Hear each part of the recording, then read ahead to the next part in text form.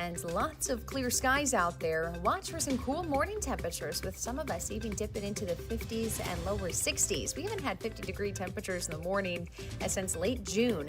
An afternoon high today near 83 degrees, a little bit more cloud cover at times this afternoon, but the humidity is very comfortable and the winds remain light. Tomorrow is very similar.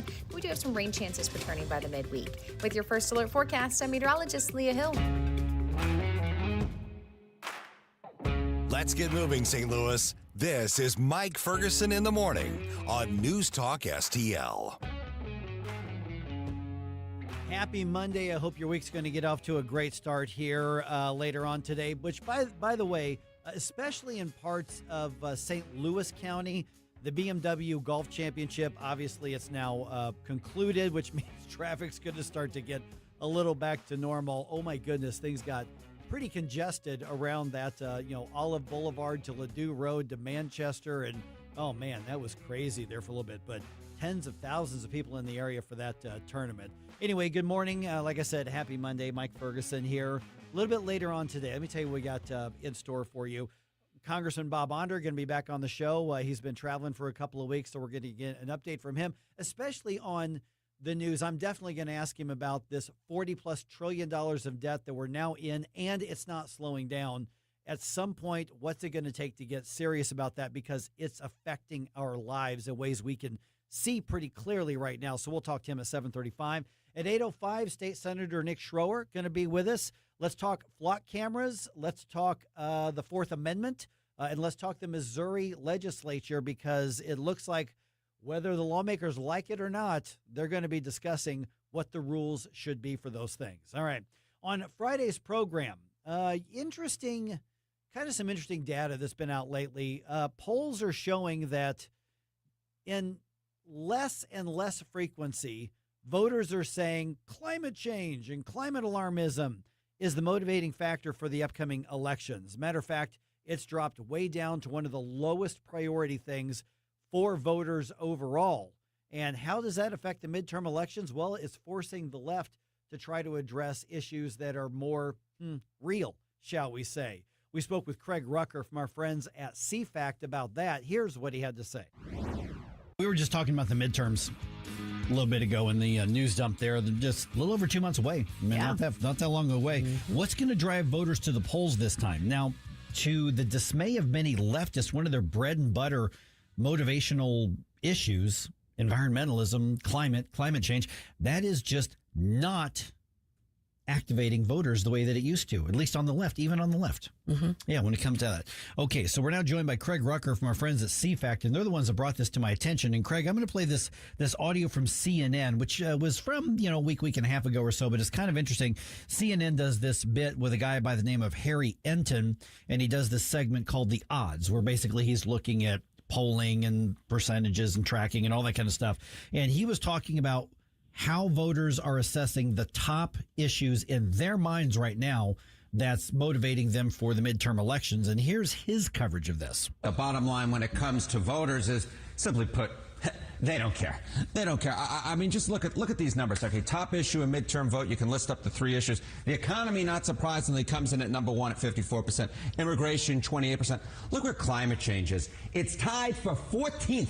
Tied for 14th, all the way down here at 3%. Johnny, I'm not the greatest mathematician in the world, but I sure as heck know that 54% is a whole heck of a lot higher than 3%. So despite the climate being so warm in the month of July, the hottest month on record here in the United States of America, the voters simply put do not say that climate change is going to be an issue in which they vote upon in the midterm election. Okay, now, Craig, I'm going to admit that I'm not an active follower of The Odds on CNN, so I haven't seen a lot of this guy's work.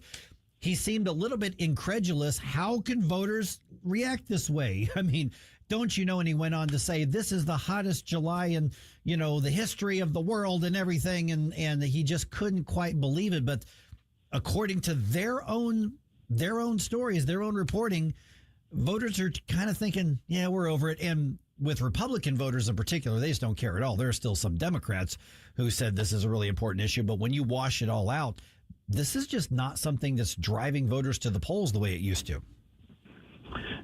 I think that, and thanks for having me on the program, I think that this is something that has been consistent really since the 90s.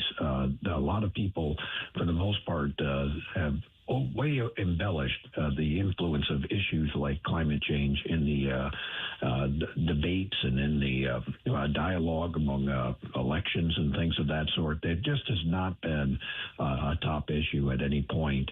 The environment in general is not even a top 10 issue unless you get to things like clean air and clean water. They're the basics, and I think that those ones actually do weigh into the equation for a lot of people. But climate change, not so much. And I think a lot of this has to do with the fact that they have, for decades now, been embellishing the end of the world from this. We had AOC, of course, famously back in 2018 saying we only have till 2030 until it's the end.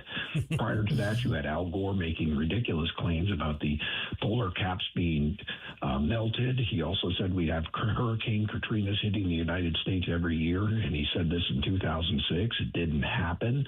And even before all this, for people that are older like myself, we remember back in the 70s and 80s, I'm talking about an impending ice age that never occurred, that they said we're all going to freeze to death. And so I think decades of just embellished predictions and just the fact that we now have a leadership in Washington that's really said the emperor has no clothes and pulled us out of the Paris Accord. I think that just in general, this issue is diminishing in the minds of many Americans. Okay, now before Susie's got a question, I just want to point out something you just said right there. I want to follow up real quick, is that I remember the Ice Age worries and claims that were made in the 70s and 80s. And I'm just, Craig, going to tell you, I resent you referring to those of us who remember that as a little bit older, like everybody else. Can I just point that? Okay. That's all I got to say about that. Just It's hurtful. It's very hurtful. Yeah. Craig, I wonder about how much of this. I wonder about how much of this is, like you said. I mean, it's kind of like the boy who cried wolf syndrome. I mean, like the experts, the so-called experts, have been making these claims for so long, and no one's really paying attention anymore because they keep not proving out. But it seems to me too, like some of it might be people recognizing like no politician is going to solve this. I mean, it's certainly not at the national level. It's like if you're talking about clean air and clean water. Local officials may have some influence on that in people's communities in a way that affects people and that they can see actually happening. But it does seem to me like there's this sort of recognition that, if you're going to be voting people into office, this is just not something that even makes it worthwhile because there's not really much they can do about the environment. I think you're completely correct. And I also think it's a credit to a lot of the organizations out there, and individuals that have been speaking up on talk radio and that have been informing the American people that, for example, even if we had signed on to the Paris Accord, China, has way offset any sort of reductions in greenhouse gases that America could ever hope for. So if we all drove electric vehicles and we all ridded our energy infrastructure of fossil fuels and went to solar and wind, it doesn't matter because China is continuing to, put online new coal plants and new fossil fuel plants every week. Our industries have been, going over there for decades now, starting to reverse. But, there really is just an exercise in futility. I would say the one thing is there are certain parts of the country that still are wedded to climate change being somewhat important. I saw some poll recently, something like 85% of Californians, for example, are putting environmental issues, and one among them that's chief is climate change. That is actually one of the few states that it does make a difference, and especially in the governor's race. So there are exceptions to the rule, but generally on a national basis, it just is not the issue it once was.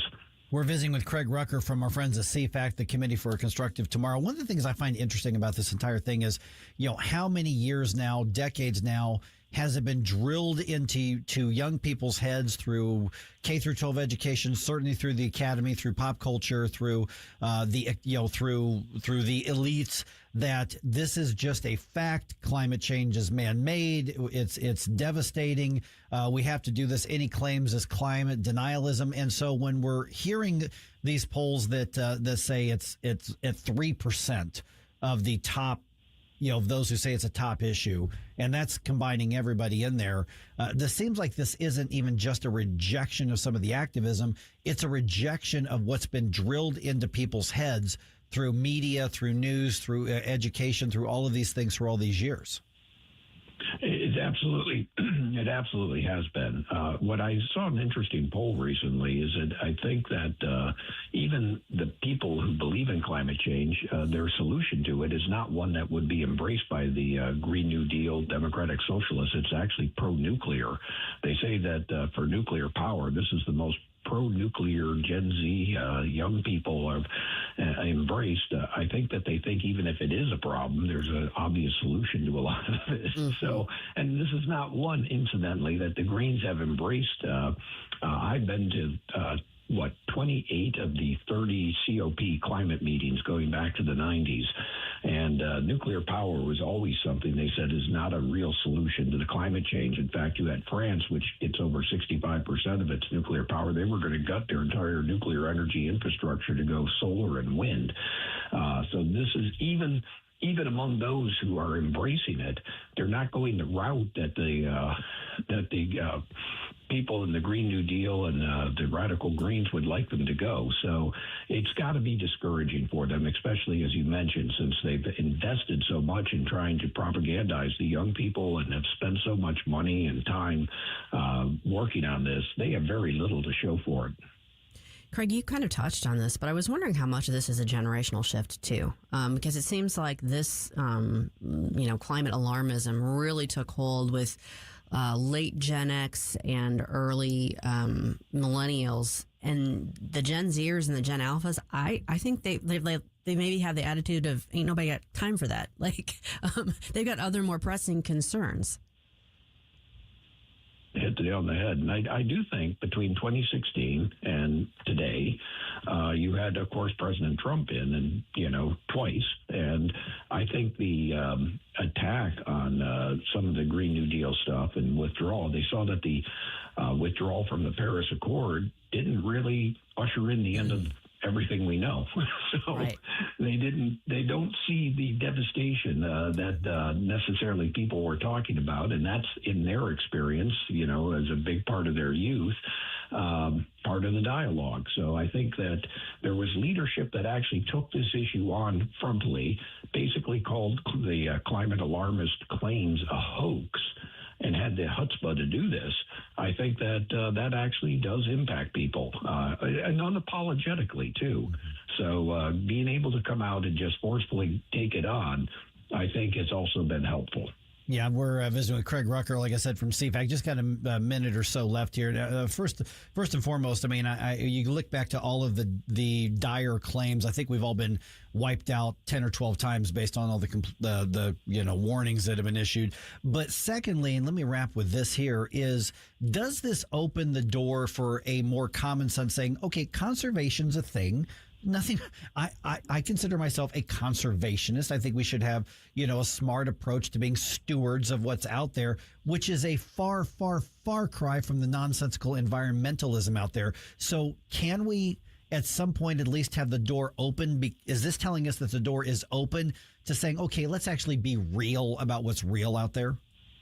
I think it does, actually. And I think that a lot of people who are looking at the climate alarmists and they're saying that the solution to this is to rip up miles and miles of wilderness and habitat to put in wind farms and solar panels, and that the solution is austerity, that we can't drive cars that have long ranges necessarily, and we have to keep our lights off and settle for energy sources that are intermittent. I think that this is something that is not bode well for the whole climate alarm movement, and I think it's seen by the younger generation in particular as not a particularly, bright future. So I think there is room for common sense environmentalism, and that's certainly something we at CFAC are going to be trying to promote during this time frame, because there are serious concerns, ranging on clean air, clean water, this whole debate over data centers and things. I think these are the things that attract interest among voters and among young people and the public at large. All right, we got a lot of news to cover. Obviously, there were things that happened over the weekend. We're going to get to that here in just a little bit. Get involved. Let us know what you think. You can tweet at us or post in the Rumble chat box or Facebook comments, or give me a call. 314-912-1019 if there's something that you want to weigh on and have your voice included in the program as well, because more than anything, it's about your voice. It's about our community. This is 1019 and 94.1 News Talk STL. If you have a phone, you have a radio. Yes, I listen on my phone. Download the all-new News Talk STL app. Love the all-new News Talk STL app. It is awesome. And listen anytime, Love the News Talk STL app. anywhere. Mark your calendar for the annual Leadership for America Dinner 2026, Friday, September 25th at the St. Charles Convention Center Grand Ballroom. Join News Talk STL for an unforgettable evening featuring keynote speaker Nick Shirley, the independent journalist who exposed the alleged fraud in Minneapolis, plus additional speakers and guests. Dinner's included, so come hungry for great food and bold ideas. For tickets and more information, visit newstalkstl.com. I'm in my late 60s. My husband died a few years ago. He did all of our taxes. I sold a piece of property last year, and I forgot to claim the proceeds of the sale. Next thing I know, I got a letter from the IRS telling me that I owe over $50,000. Now I have a huge tax problem. I don't have that kind of money. I wish I knew who to call. If you sold property in the last calendar year or didn't claim all of your part-time or even retirement income, you could be in big trouble with the IRS. Call first before they send you a letter. If you've already got a letter, call. We'll help you file years of past tax returns and save you time and money. So call the tax doctor. The call is confidential and free. 800-240-4586. 800-240-4586. 800-240-4586. That's 800-240-4586. Is diabetes keeping you from enjoying life's special moments? At U.S. Med, we understand the challenges you face, and we're here to help. With U.S. Med, I can finally manage my diabetes without it managing me. U.S. Med offers a wide range of services to simplify your diabetes care. Personalized care plans, convenient access to cutting-edge diabetes tech, and knowledgeable support. Plus, we'll check your insurance so your diabetes care may be covered at little or no cost to you. With U.S. Med, I feel confident and control of my diabetes. I can finally live my life to the fullest. Don't let diabetes hold you back. Choose U.S. Med and experience better birthdays, better adventures, better anniversaries, and better everything. Call now. U.S. Med. Better service, better care. 800-515-2380. 800-515-2380. 800-515-2380. That's 800-515-2380. Now you can fly anywhere in the world and pay discount prices on your airline tickets. Book a flight today to London, Paris, Madrid, or anywhere else you want to go. And pay a lot less guaranteed. Call the International Travel Department right now at Low Cost Airlines. 800-515-2397. 800-515-2397. That's 800-515-2397.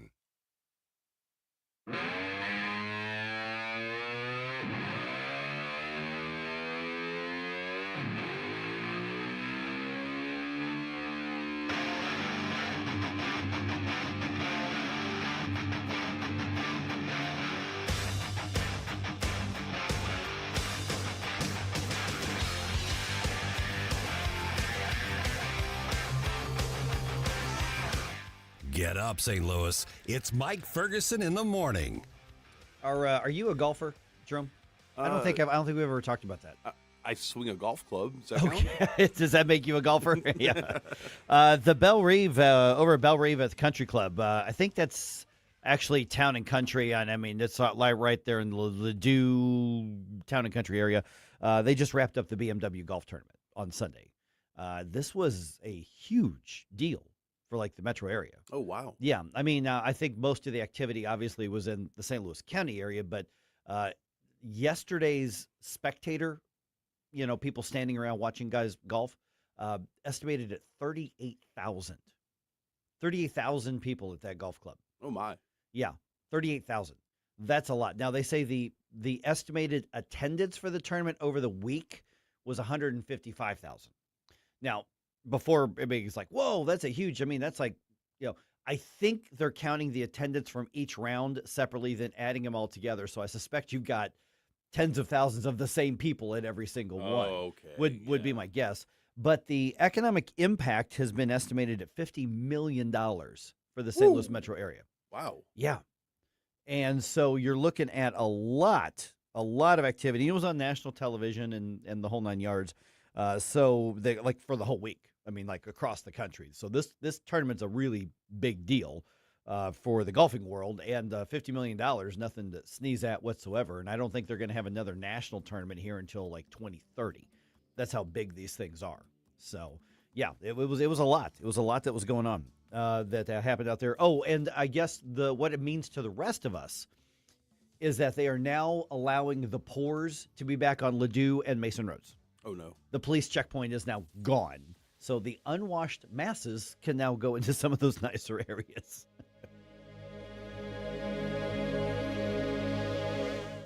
Tim Jones and Chris Arps in the afternoon. Larry Barron, he's with the group Power the Future. 90% of the world's rare earth minerals that go into solar panels are dominated by China. So in order for them to get all those billions of dollars of your taxpayer money, they need to build more coal plants so that they can then use slave labor to build those solar panels, and so that we can all feel better at ribbon cuttings here in the United States. Tim Jones and Chris Arps, weekdays at 4 on News Talk STL. Dreaming about a vacation but not sure where to start? Should you book that all-inclusive resort or a cruise? Which destination? What cruise line? And how do you know you're getting the best value? That's where Magic Expeditions comes in. We're your St. Louis local travel experts, helping you choose the vacation that fits. Whether a relaxing adults-only escape, family-friendly resort, or unforgettable cruise adventure, skip the stress, the guessing, and endless online searching. Visit magicexpeditions.com. That's magicexpeditions.com. Do you own a timeshare? Well, face the facts. You made a mistake. You made a bad purchase. A timeshare is not an investment. It's a money pit that continues forever. If you use your timeshare, that's great. But if you don't, and you want to legally get out of your contract, call my friends right now at the Timeshare Exit Hotline. They're an experienced team of lawyers who help good people like you get out of a timeshare contract that they just don't want. Don't throw away your money on maintenance fees. Use it for things you really want. We can help you end your timeshare contract and stop the money drain immediately. If you're ready to move on with your timeshare, call our team right now. Cancel your timeshare now with this free call. 800-524-1641. 800-524-1641. 800-524-1641. That's 800-524-1641. People ask all the time, who the heck is Low Cost Airlines? Well, we're not just one airline. When you're talking to us, you're talking to everyone. We are the discount supermarket for all airline tickets. Plus, we have all the airlines and always have the best prices. American, Delta, United, plus all the specialized international airlines and a lot more. And we make it easy. We guarantee you'll talk to a live human in 60 seconds. You can have the rate you need and have your trip booked in 5 minutes. Now, how cool is that? And remember, when you're talking to us, it's like talking to every single airline available with one fast phone call. All you need to do is call and find the best prices to fly wherever it is you want to go. So are you ready? Call Low Cost Airlines right now. 800-515-2397. 800-515-2397. 800-515-2397. That's 800-515-2397. KLGY HD3 Clayton, K270BW Bellefonte, KNBS Bowling Green. This is News Talk STL at 1019, 94.1, and always streaming at NewsTalkSTL.com. News this hour from Town Hall. I'm Rich Thomason. The conflict with Iran is entering a new phase as the U.S. imposes stringent economic sanctions on the Islamic Republic, which continues spewing out threats. Treasury Secretary Bessent says Washington is committed to severing every single economic lifeline that has sustained the radical Iranian regime for all these decades. Just the threat of sanctions already causing Iran's currency to plunge to a record low. Following the collapse of U.S.-Canada trade talks over the weekend, a 50% tariff on $20 billion worth of Canadian imports has taken effect. Ottawa vows retaliation. 15,000 acres charred, tens of thousands forced from their homes in Reno, Nevada. The Hawk Fire continues burning amid bone-dry conditions. How's the economy faring? We'll find out more this week. Consumer confidence data arrived Tuesday, with economists expecting another decline. On Wednesday, the government releases its preferred inflation gauge, the PCE report. It has found inflation above the Federal Reserve's 2% target. The Fed is widely expected to hold interest rates steady in September, while President Trump and Republicans focus on restoring energy stability and protecting household budgets. Ken Lorman reported. It was loud and it was fast. The IndyCar Freedom 250 race through the streets of downtown Washington, D.C. over the weekend. Kyle Kirkwood captured the Freedom 250, earning his second IndyCar win of the season in front of the U.S. Capitol. President Donald Trump waved the green flag, adding a patriotic moment to the celebration. Kirkwood led 128 of 147 laps and finished more than 3 seconds ahead of Christian Lundgaard. Alex Palou placed 20th. John Scott reporting. And on Wall Street this morning, the Dow futures down 68 points. NASDAQ futures off 200 points. More on these stories, townhall.com. Hey, y'all, I'm Willie Robertson. And I'm Corey Robertson.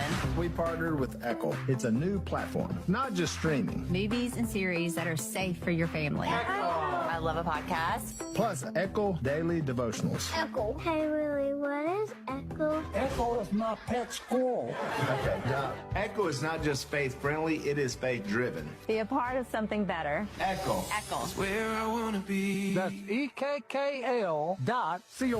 Subscribe now. Maybe this is you.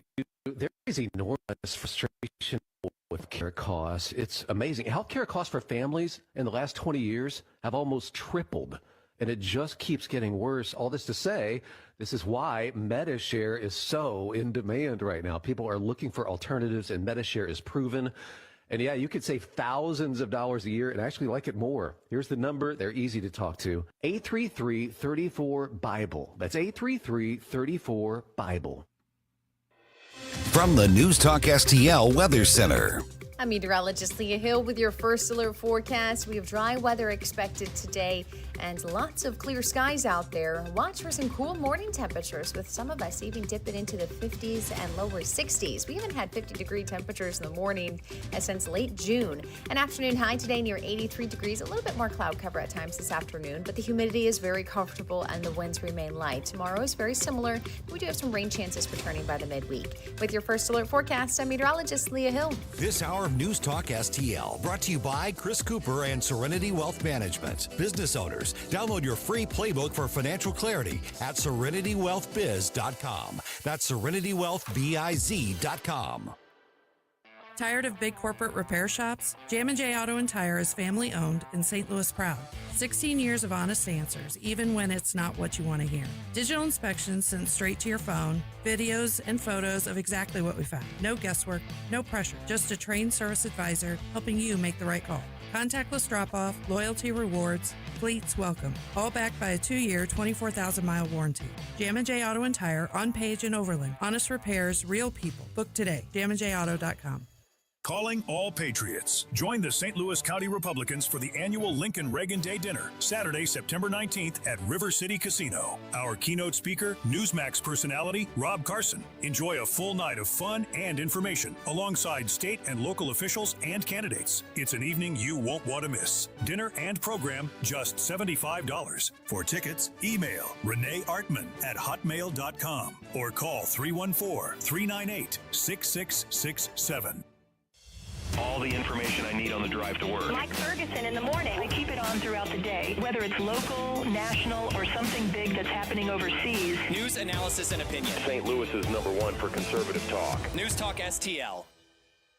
This hour of Mike Ferguson in the Morning is brought to you by Stifel. Request a portfolio review from your Stifel financial advisor at stifel.com. That's STIFEL.com. Mike Ferguson. Shut this sucker down. Susie Moore. I disagree on his assessment of the situation. Get up! Can't you hear the alarm? Get up, St. Louis. You're not supposed to lie, but you're definitely not supposed to lie when you're under oath. Mike Ferguson in the Morning on News Talk STL. Okay, this news broke right at the end of last week, so later on in the afternoon on Friday, but I really think it merits a discussion here. Okay. All right, so we've got more information and more fallout from the tenure of Alfred Loaded Dice Montgomery. Yeah. Now, according to the feds, we're talking the EEOC, Equal Employment Opportunity Commission, and the DOJ. Yeah. Both. They say that then Sheriff Alfred Montgomery targeted older and white employees for termination upon election. Now, the sheriff's office is denying this, but they've agreed to basically fix things in their office to prevent this from happening now or in the future as well. I suspect, and Susie, please tell me if I'm wrong about this. You're wrong. Okay. Oh. I am. Yeah. No, I'm guessing that because the denying any wrongdoing and all this as part of the paperwork and the settlement, sure, is probably, hey, we're about to get sued by a bunch of people, so we're not going to admit wrongdoing to try to have some sort of leverage of negotiation in the civil suit process of all this. But what they are saying is that even after he was elected, but before he was sworn into office, what they're saying is he was quoted by some witnesses as basically saying he couldn't wait to get rid of top-heavy employees. Now, that is not necessarily racial discrimination. No. That could be like a practical money. Yeah. I mean, that can be economic just decision, money right, on this. But what then happened is that the top-heavy employees were old white guys over and over and over. And he fired one black guy, but the black guy is the one who stood up and went, hey, that ain't right. Oh, so retaliation. So the retaliation, right, which is one of the reasons he's in jail. Okay. So he's not in jail because of any of this. But what happened is late on a Friday, and I've seen this time and time again in my 30 years doing media and news and political and policy stuff, is that if you've got a story that could be salacious, but you don't really want it to be as big of a deal as you can, you do what's called taking out the trash. You dump it on Friday afternoon. Friday afternoon news dump. Right. That's what you do. It's a DC staple. Oh, this is what happened when I saw this. I think I was already at home, and I saw it pop out like, dump on Friday. Yeah, this must have been a bigger deal than what they wanted us thinking about. So it's not even so much just about bashing Montgomery, because he's kind of become a cartoon character, and he's become like a sympathetic figure in some people's eyes because he's getting beaten down so bad. It's like, okay, well, the puppy bit some people, but do you have to keep kicking the puppy? Right. Well, now we're finding out more and more and more. And this bit some more people. Right, he bit some more people. And in this case here, not only did he bite some more people, but opened up the city to a likely massive lawsuit. And if lawsuits haven't been filed for wrongful termination already, they're likely coming. But when you look at the mechanics of like, okay, but they're including in this settlement, including in this agreement with the DOJ and the EEOC, the sheriff's office denies any wrongdoing. Now, that may not necessarily mean that they don't think he did it, but it just means like from our official perspective, we're not admitting wrongdoing, but we're going to go ahead and fix all these problems here. Okay. Does that seem plausible from a legal perspective? I mean, yeah, very rarely does any entity like up front say, "Oh, bip, we screwed up." Yeah. It's our bad. No, I mean that's kind of normal. Yeah, we swept out the crackers. That does not. That would be completely inappropriate. That does not mean that they won't be found to have, violated some provision and or be held liable in some way. But yeah, I mean that's just CYA. Yeah, because we were just kind of assuming at this point that Alfred Montgomery was just incompetent. He was in over his head, even though this was a very, very, very limited elected official position. Right. I mean, the tasks of the office are minuscule compared to most every other one in city government, state government, much less federal government. This is not a big one. Well, and to a lot of sheriff's roles. Oh my goodness, it's nothing compared to what the sheriff's roles in counties are going to be. And like for instance, St. Louis County actually has a sheriff too, but it's very similar to what the cities. They do a lot of process serving, that sort of thing, right? That is really, really unusual because in almost every county, the sheriff's office is the bigger deal law enforcement. Correct. Office. And they're the highest, typically the official with the highest amount of authority, particularly in rural counties, and that very few people could actually arrest a sheriff. Sheriffs are usually elected, whereas like police chiefs are appointed. That sort of thing. Yeah, no, I mean there's a long history of sheriffs going back to oh yeah, the Middle Ages. Oh yeah. Oh, so I mean, literally. Yeah. Yes. Yeah. So yeah, I mean it's an unusual setup specifically for like St. Louis City, St. Louis County, and the sheriff's department. Basically, like I said, serves process. They usually furnish the security officers that are there in the courtrooms. Transport prisoners. Yeah. They're not out there doing like proactive law enforcement. Right. Evictions, stuff like that. I mean, so just incredibly limited. And he screwed this up with incompetence. And then, of course, you had all of the inability to manage a budget, and then there are times where somebody is new to an elective office and they don't realize, oh, no, you still have to get permission to buy stuff. I mean, that's so, the early mistake on some of that is not that unusual. His were pretty egregious. But, yeah. But in this case here, you've got continued ripple effects of voters just making a bad decision. Well, and in fairness to the voters, this is particularly like a role that it's very hard to know a whole lot about the people that you're voting on. I mean, people complain about the judges thing all the time. Yeah. This is similar in the sense that unless someone has actually already served in the role, you really don't know. Yeah. And he had a feud going with Vernon Betts, for a couple of different election cycles, and I don't know if Vernon Betts is going to run for sheriff or not. I mean, it's one of those where the office was so small, all you have to do is run it competently, and nobody knows what they do, and that means you're doing your job. Right. If they're not talking about you in the news, that's a good thing. Yeah. I mean, it's kind of like the referee at a game. It's like, who's the ref? I don't know. They do a good job.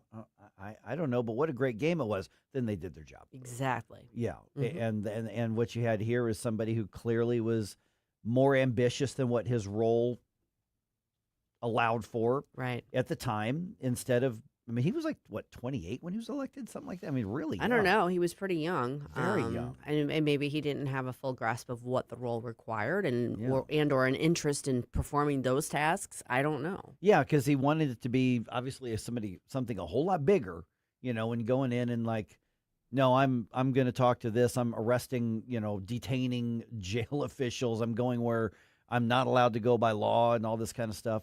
And so what you had here is somebody clearly not ready for the role. Some of what Montgomery screwed up was likely inexperience, a lot of incompetence, a lot of ego. And at this point here, with the federal government pointing out the patterns on this, at this point, you're into beyond corruption at this point. Well, yeah. And the city is continuing to pay the price for that, as is Alfred Montgomery. Yeah, and the city likely will, because part of the agreement is that this does not settle any of the civil lawsuits now or in the future, and there will be them. Oh, they're without question on the way. And that's the thing is like there's some of these local offices that, in the perfect world, people don't know what they do, they don't know who they are, because it's supposed to be things that we can just hand over to somebody and take care of it. They're more ministerial and administrative than like showboaty. Yeah. That's what they're supposed to be. Yeah, precisely. Yeah. Well, so sorry, Alfred. Yeah, way to go, Alfred. Hey, animals are in the news around the metro at the moment. Find out what police say happened on the Illinois side over the past couple of days. Don't try to make me stop, no inspiration. You have a soul so dark, it is no more. And all at once depart, no destination. You're making cold my heart to fight your war. Stop right now. Mike Ferguson in the morning. I kicked everybody's ass. Excuse me. On News Talk STL. Stop right now before you blow us all away. At Body of Health, we're a small but mighty family operation with big ambitions for your health. I'm Helene Tobler, and I'm jazzed about how our MRI-grade body composition analyzer is putting personalized health and wellness on steroids. It helps me and Dr. Tobler, that's my husband, refine the advice we give to help you feel better and live longer. Body of Health, trusted, discerning, affordable health care the way it ought to be. Learn more at bodyofhealth.com. That's bodyofhealth.com. There's always something to celebrate in Augusta, Missouri, just 1 hour from St. Louis. Every season brings festivals and special events you won't want to miss. Hop the free trolley to 10 wineries in America's first wine district. Bike the Katy Trail and explore historic small-town charm. Make Augusta your next getaway. Find events and cozy B&Bs at visitaugusta-chamber.org. Coming soon, the return of the Defiance Roadhouse. Located on Highway 94 along the Missouri River, this long-standing fixture is known for its biker-friendly atmosphere, live music, and decades as a beloved community gathering place. Rev your engines and stand by for the grand opening, early September. The Roadhouse is back. Fall means the return of Mizzou football. And this year promises another great season of SEC action. There's no better place to catch every game than Harpo's in Chesterfield. With its excellent sports bar atmosphere and the best patio in West County, Harpo's is your Tiger headquarters. Harpo'sSTL.com.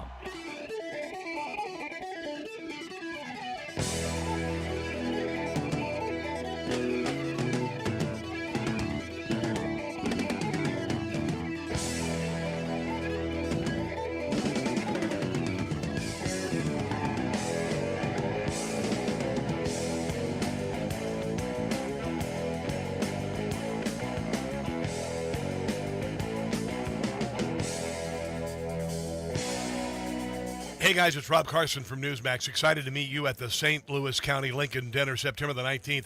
Be sure to check out my show, Rob Carson's What in the World, Saturday at 3 and Sunday at 8:30 p.m. on Newsmax. And be sure to subscribe to the daily Rob Carson Show podcast. Now back to my buddy Mike Ferguson in the morning on News Talk STL. All right, some guy got into the big cat exhibit at the zoo this weekend. What?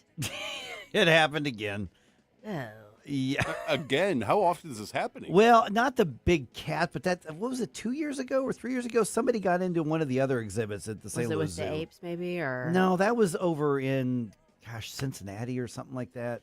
But there was another one where somebody got too far into something. Yeah, don't do that. No. So this is so stupid. Oh, my goodness. This is so stupid. So the guy climbs over the first layer of the barriers. I mean, you've got all like the netting stuff. Right. And it took some effort. It took some work. And then he got onto that wall there that overlooks the big cat enclosure there. But he was sitting up on the wall, which is way high up. Now, I don't know how high up the big cats can jump. I wouldn't risk that. I was like, in theory, I think they probably measured and they knew to make sure they couldn't. Those cat videos? Yeah. Just saying. So that they couldn't jump up there and get out. But if they had something that looked like it could be a tasty morsel up there, maybe they'd be extra inspired. I think that's what they call food motivated. Yes. Yeah.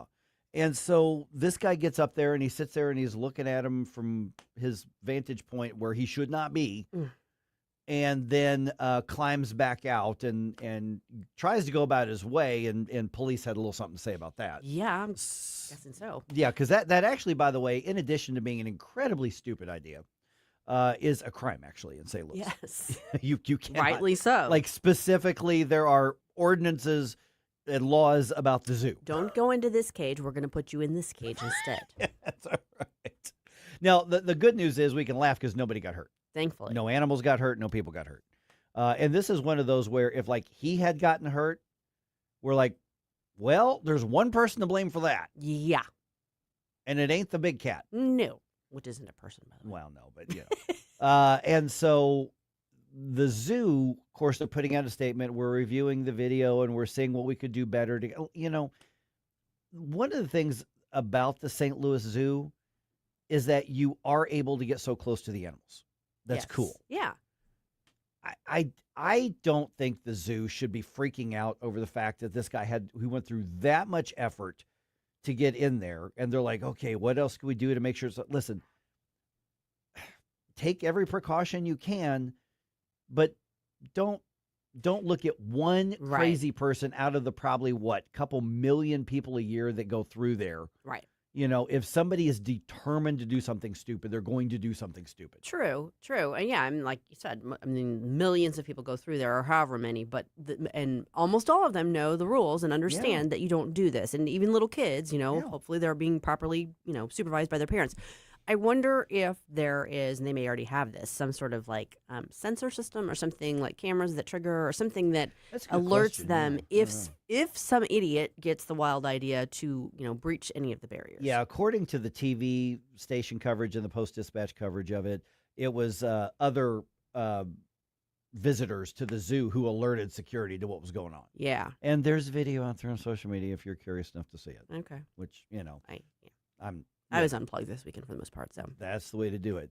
And so, I mean, when I was reading like the statement from the zoo and they put out a press release and all this kind of stuff, it's like, it's not the zoo's fault.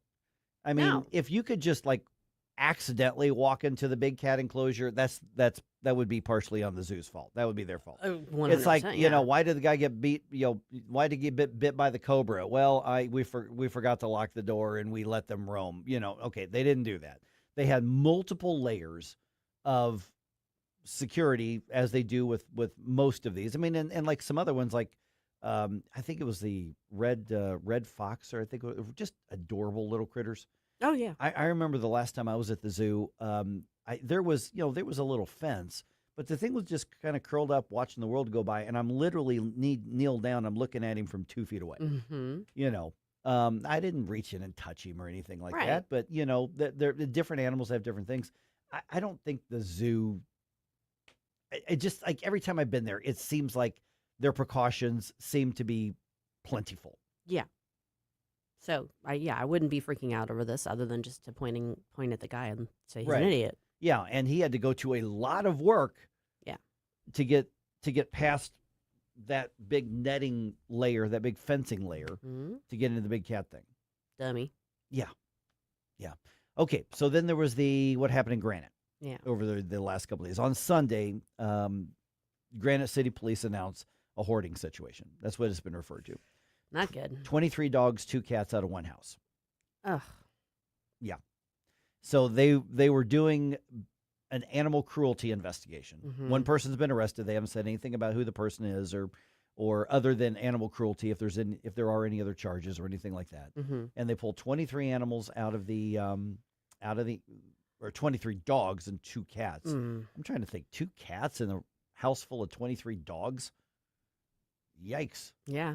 Now I saw pictures of almost all of them, and they just in the pictures seem to look healthy, which is good. Yeah. Now that's just a photograph. That can be deceptive, but in other words, they don't look like they're starving. That sort of thing. Correct. Right. Yeah, and which is good. They probably have all manner of parasites and stuff, though. And, I'm sure that the conditions in the house were not livable. That's one of the first things I thought of, Susie. Yeah. Was, can you imagine those animal control officers, and I'm sure the police department was with them, going in and what that house was like? Yeah, I don't want to. No. Thank you very much. And so now the Granite City Animal Control Facility, which is where all these animals were taken, they went from, we're pretty full to now at or Super over duper capacity. Full. Right. And so they're doing all the testing with the vets and the exams and seeing where they're at. That's the thing. When you bring in a whole bunch of animals all at once, you have to vet them all. Yeah. Because you don't want to put them in the general population with the other animals near them so that they can, like if they've got kennel cough, if they got worms, they got all kinds of with parvo. Cats, feline leukemia. Yeah. So you got to keep them isolated. You have to run through all the battery of tests. Some of the stuff you don't find out right away. It's not a good situation. No, it's not. And so the ones that can be adopted out will obviously be adopted out, and then we'll probably find out in the next few days, what, if anything, the case is going to be. Because sometimes they get in there and this person is now arrested on suspicion of this crime, and they may end up just going, they're crazy. We're going to go a different direction. They don't always get criminally prosecuted. Yeah, there's a lot of variables. I mean, I will just say this: at least the person didn't put them in like plastic balls and leave them by the interstate. No, like the guinea pigs story that we had last week. Just let them all run loose. Unfortunately, I mean, obviously, people that are prone to hoarding, and it may be items and maybe belongings, or maybe pets. Yeah. They're not well. They're obviously suffering in some way from a psychological distress, and that's how they're dealing with it. And it's unhealthy for them and for the animals when you're talking about animals. Right. I mean, I'm glad they were able to rescue the animals, and hopefully they all survive, and the person that was doing this gets the help that they need, because this is, it's a sickness. Unless they were turned out to be sane, and then you throw them in jail. Yeah. I mean, they're not going to jail for this, probably. Probably not. Usually what ends up happening with situations like this is they remove the animals from the situation. The person may be fined or maybe whatever, but they're not going to be incarcerated. No. That doesn't actually serve a real They'll purpose. get a court order that they can't adopt any animals. They can't have any And they'll go pets, ahead and collect they'll more do it animals. again, That's the thing. Yeah, and so when I saw that this was referred to as a hoarding situation, have you ever watched that TV show, Hoarders? I've seen like an episode here and there. It bothers me. Yes. Okay, same thing. You ever seen that, Jerome? You ever seen that show? Yeah, it's very sad. I watched one episode, and I'm like, I can never watch the show again because I got so mad at the people, who were like choosing to live like this and put their family and friends through this. I got, and I know that in my head, I'm not supposed to be mad at the person, that there's a mental health thing going on there and the whole thing. I could not help myself. It made me angry. Like blood pressure went up. I'm like, I cannot watch that show anymore. This is just voyeurism for mental health stuff. Yeah, I mean, I can watch like Real Housewives, and that's a bunch of crazy people. So, I mean, I can watch that, no problem. Any of the reality shows, really. But that bothered me enough that I don't seek that out. Like, I don't really want to watch that. That was like really real. I listen to true crime podcasts like all day long, and it doesn't bother me. I mean, it does because people are being killed and that sort of thing. But I mean, the bottom line is that is a topic that makes me really uncomfortable. Like, and maybe my house is cluttered, but not like that. Everybody's got, a couple dishes in the sink. But, I might need to do some more cleaning. But yeah, the hoarding thing just, I had next door neighbors for a while that were like that. And it just, it was very, and they were the kindest people. They were so nice. Older gentleman who I would come home and he was mowing my lawn. Like, couldn't be nicer, but house was a disaster. The thing is that, like, for instance, my mom's mom, the Withrows, they went through the Depression. Well, both my grandparents did. But when her health was failing at the end, and she ended up with what we now know as Alzheimer's, she would default back to that depression mindset and wouldn't throw anything away, and she started hoarding. Yeah, my parents were the same way. They don't hoard, but it's hard for them to like. Right, but it was like, go of stuff. Oh, we could use this. We could use this. We could use this. And it never got to that stage. Yeah, it was like when she died, it was the kind of funny stage. It's like, oh, we don't have to buy shampoo and conditioner now for the next 5 years. Right. Because she would forget that she had. Oh, look, here's a coupon from 1976. Right. We probably don't need this still. And then underneath her sink, was the styrofoam things from the cafe or the cafeteria. Yes. At the rest home that she was at. And but she was like, well, we could use that someday. I might need to use it. Well, no, that's that depression mindset. Right. No, that's still, yeah. So my mom's of that age. So. Right. And so that to me is a little bit different than the hoarding, even though there was Alzheimer's involved. I think it can go from that into a hoarding situation, but just because people kind of have trouble letting go of things on its own is not the same thing. And by the way, I didn't have to buy shampoo for like 3 years, which is great. Yeah, I mean, Thanks, Grandma. I used more Suave shampoo and conditioner than anybody should ever use. And she was smart because that was the very economic choice. Yes, I saved like 99 cents every month for like 3 years by not needing to buy. Don't knock it. Well, and conditioner. So yeah, there you go. Almost $2. $1.98, right? Like for the next like 3 years. You can thank your grandmother for your thank you, for Murray. your riches. Thanks, Murray. Yep. In other news, more drama happened at a WNBA game. The players harassed a newly minted, beautiful black woman with a goatee who used to be in the NBA. You know what? It's her truth. You let know her what? That's right. It's her truth. Let her live it. Okay. We'll tell you what happened coming up here at 6:35.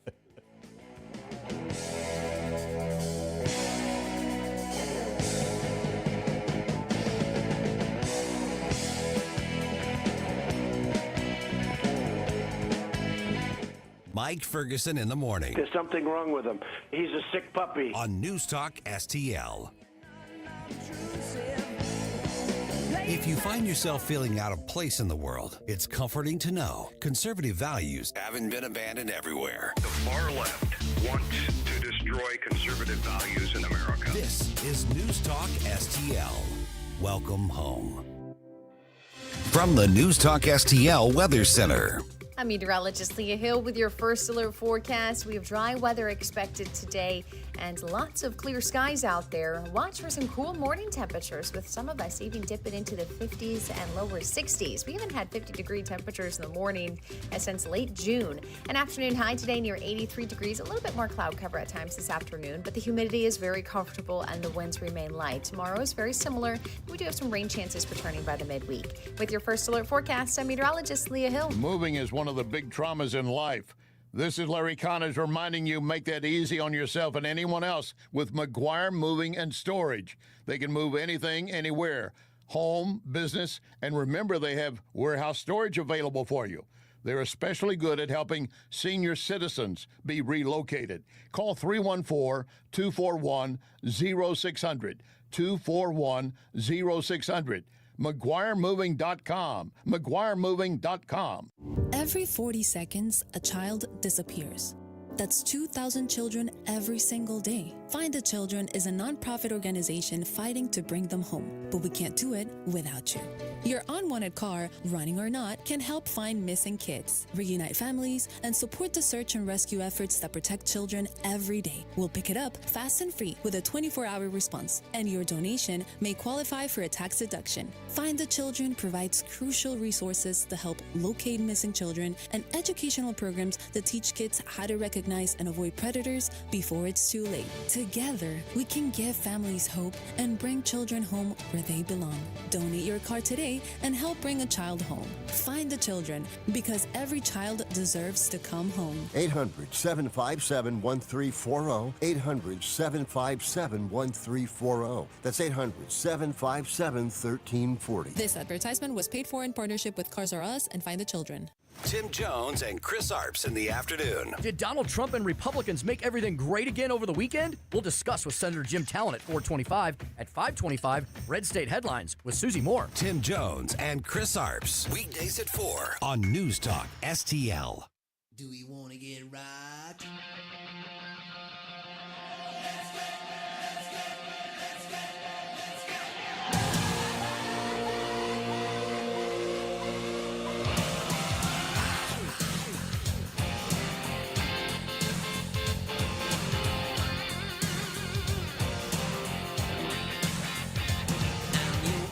Hi, it's Randy Tobler here. Pour a big cup of coffee and catch my show every Saturday morning from 6 to 9. Right now, it's back to Mike Ferguson in the morning here on News Talk STL. Okay, coffee clutch time. News Talk STL family. Okay. All right, let's talk about how we're going to talk about this. Okay. So stupidity reigns in the WNBA. Yes, that's established. just the way that it is here. And apparently, I was wrong. I guess the guy who ended up being the target, or excuse me, the newly minted woman who is targeted. I guess he's not a black guy. No, he's Turkish. He's Turkish. Okay. Yeah. So that's how much I follow pro basketball. Yeah, I think his family's like Kurdish. Okay. So here's the thing: is Enes Kanter Freedom is one of the men who used to be a star in the NBA, I guess. Yes. Like an all-star. So he was like a legit, big deal in the NBA. And he's the one who goes, all right, WNBA, you want to get stupid? Let's get stupid. I declare myself eligible for the draft by your rules because you say that if you declare yourself, identify as, then you're eligible. Right. And remember, they had actually, when all this started, him and whoever the other guy was. Royce White. Yes, sure, him. And it's really weird for me to know more about a sport than I Mike, know, but okay. Yeah. And so they, the WNBA, had a retreat in a weekend to try to figure out what the W stands for in WNBA. Right. And they came back at the end of it we got nothing. I don't know. Yeah, it stands for we don't know. Right. And so there was one of these games, whoever was playing, and this Ennis Cantor Freedom was at the game. Yeah. He bought a ticket. He went to the game. He was a spectator at the game. One of the players on one of the teams sees him and starts yelling at him and like bows up and is like going to fight him. And it's like, hold me back, hold me back. And I saw the video from this, and then he stands up and he's like, really? So the crap started on the court with whoever this player is, yelling at him. And the funny thing is, when he stood up and kind of showed his wingspan, how stupid did that whole thing look? Because the player is like, everybody's like, hold their back. I'm like, what are you going to do? Right. Kind of proving the point. Yeah. One swing of each arm, he takes out your entire team. But you're going to be all tough and bowing up, and you're going to fight. And I mean, Ed, it doesn't look like he was doing anything other than being there with a pro woman t-shirt on. Yep. I mean, am I missing something on this? No, I mean, that's okay. What's happening is, because of all the furor and focus on this, people are showing up to support protecting women's sports, and they're wearing like the XXXY shirts or things that have those kinds of slogans on them. Obviously, he's become very well associated with it because of his stance, his very vocal stance. And so it's kind of one of those things that's like, by his very presence, with his very statement or whatever, that's provocative. Just by being there. By being there. Yeah. But yeah, it's her choice. This was Natasha Cloud from the Chicago Sky who went out after him. But that's her decision. Yeah. Like, if you're saying someone wearing a T-shirt is so agitating and upsetting to me that I'm going to blow up and, like, pitch a fit over it. Yeah, she lost her stuff. Yeah. I saw the video. I think it was Riley Gaines' social media account just, like, reposted the video from the game. Yeah.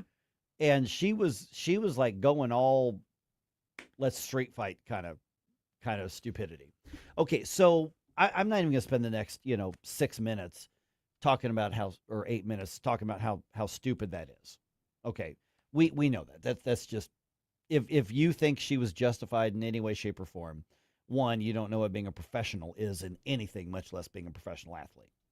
But then let's talk about what we talked about, because a week or so ago we we're talking about this, and you Susie, you're like, I'm going to stand up for the women's sports here because we're just bashing the WNBA, which brings it on itself. The league, yes. The league, which brings it on itself. And so I'm thinking, okay, so it's really easy. And this guy was clearly trolling the WNBA players. Yes, he was. But it looks like he was behaving himself. Yeah. With trolling within bounds. Yeah, he was, yeah. And so it's like, okay, so how do we, and this is where I want your help, NewsTalkSTL. So let me know what you think here, because it almost feels like a cheap laugh just to keep bringing up WNBA stuff, because if it weren't for this, nobody'd pay attention to the WNBA. It's true. I mean, Caitlin Clark, was a big deal because she was what she did at the University of Iowa. And I think they won the national championship that year. I think they did, or they were in the championship game, whatever it was. Sure. And then all of the other players, when she got to the WNBA, basically beat her up every game. Yes. Okay. Well, even getting beat up has become the punchline, and that's the cheap laugh because it's so obvious what's happening. And then Sophie Cunningham from Mizzou, which is funny because I actually knew her mom from the radio station I worked at there for all those years. You probably know her too. I don't know if you know her. I don't know. Yeah, but and so because she was really involved in some conservative circles and women's Republican stuff. Yeah, and so and I haven't talked to her mom in 15 years. I just passing at the radio station I used to work at there in Columbia, and so she got into it with the whole tranny stuff and all that kind of stuff, and so now she's a lightning rod. But if it weren't for this, nobody's paying attention. The WNBA loses tens of millions of dollars a year. If it weren't for the patriarchy of the NBA subsidizing them, they wouldn't exist. The numbers just don't add up, and so the sports media has tried to tell everybody, you need to really get involved and become big fans and treat them just like every other sports league out there, but they're not like other sports league. You should look at it for what it is. I'm sure these are the best female basketball players out there. You know, the new world professional baseball, women's baseball professional. I'm sure those are the best female baseball players in the world. You know, I'm sure they are. They've got an international lineup for all these 4 or 6 teams, whatever it is that they've gotten that. But it's not the same thing. Just for the reasons that we should have separate sports for men and women, it's not the same thing. Yeah, I agree. The leagues, well, the basketball league, I don't think the baseball league's trying to do this. They're trying to argue it's the same thing. We should make the same money. We should be as big of a deal. And it's like, you're not. The women's soccer team. The soccer team was like that too, yeah. And they got overpaid compared to the men's, even though they didn't make as much money. Right. Yeah, I mean, and the point I was trying to make before was, yes, be very critical of the league, and I mean that's legit. Right. It's brought in on itself. But the issue that I was having was, okay, we can recognize that they are different types of competition, and the level of athleticism is different, which is the whole point, like we're trying to make. Right. But without belittling women playing this sport. And I felt like sometimes the conversation was kind of going, well, like that's not even really worth watching. Okay, well, it might not be to you general, Right. but at the same time, you can't say women should have sports teams, women champion women's sports, but then belittle women's sports is my point. And my argument is that women's sports have been belittling women's sports. That's a separate issue. I'm talking about yes, because if you're belittling them because the league is acting like a bunch of giant, I'm not going to say the word, idiots, jerks. Yeah, that's completely legit. But when you're just talking about the sport itself in a sort of dismissive, oh, well, isn't that cute way, that I think is inconsistent and not helpful. Yeah, because you also get, and I know we got a call here in a second here. I mean, high school girls screwed out of scholarships in college. And so we've seen this. And I had somebody argue to me one time, it's like, you're talking like just a handful of just a few trans women. No, well, first of all, it's not. Secondly, there's no such thing as a trans woman. It's a boy who's mentally ill or a man who's mentally ill or pervert or both. And even if you say, well, it's just a few hundred here and there. Okay, but what you're not taking into account are all of the women who lose to these mediocre or subpar men. Right. And who or risk additional injury because of the differential. And have been injured. Exactly. We've got a friend Dave who thinks he has a solution for Okay, Dave, let's hear the solution here. Susie, I need you to be retained as my attorney. This goes back, I believe, to about 1986, and it's Rodney Dangerfield's fault. The movie Ladybugs. The movie Ladybugs inspired all this stuff. It took that many years for the fruits and nuts to come out of the woodwork and decide, hey, I'm going to be a girl today. What about Klinger? You know what? And that's why you're my attorney. And Some Like It Hot. And Joanna Mann. Well, that's later. Look at you guys. You know what's Mrs. Doubtfire. Sorority boys. Later.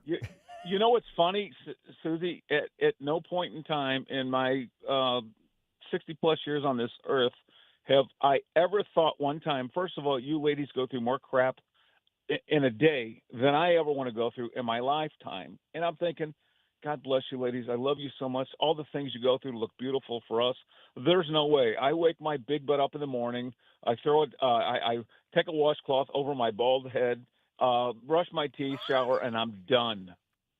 No, not you, ladies. You got to get up an hour earlier. Most women. Well, do this, do that, do the other. Some of us have become practical in our old age. I'll just say. Well, but you know, I see. I'm too lazy to do this. Hey, real quick thing, if I could. I had girls. Well, I still have girls, but they played up,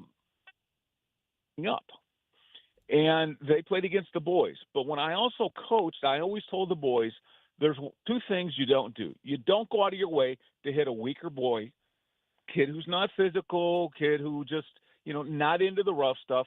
And I said, you never go out of your way to hit a girl. I said, one, she might whip you, but two, don't pick on a weaker person, be it male or female. Right. And most coaches, when there's co-ed sports, they coach like that. But I will tell you one thing. I had girls that eventually played against girls, both my girls, and they played on the same team. Oh, wow. Don't make the mistake and hit one because you're going to get both sisters coming at you. That's like Sophie Cunningham's kind of the enforcer for Caitlin Clark. Kind of works like that. She's got her back. Well, my daughter played college hockey locally, which shocked me that she did, but I was proud of her for it. The boys team, yeah, there was a nice crowd there, but when the girls played, the only people that were there were their family, boyfriends, girlfriends nowadays. That's the only people who really cared about it. Right. Yeah, But at least they had the opportunity. Yeah, and on Rumble, Allison goes, fast. Dave, hey, thanks so much for being, I got to run to an information break here. Thanks, Dave. Allison says, Mike, but a lot of young girls watch the WNBA. It's true. Yeah, and my question back is, okay, but will they continue to do so if the WNBA goes down this gender nonsense path? They might not. I mean, why would they? Right. Because you're being told, well, you're the ones who aren't good enough, right? And we're not even going to keep it just for women. Yeah. And again, the league loses tens of millions of dollars a year. There just isn't enough interest in the WNBA to have them at the scale that they're at because they insist on being in arenas and big arenas and all that kind of stuff. And the demand just isn't there, and they're shooting themselves in their own foot. Well, on a different note, a former St. Louis news anchor is likely headed to prison for a long time. We're going to tell you what happened, and that's in the news dump coming up at 6:50.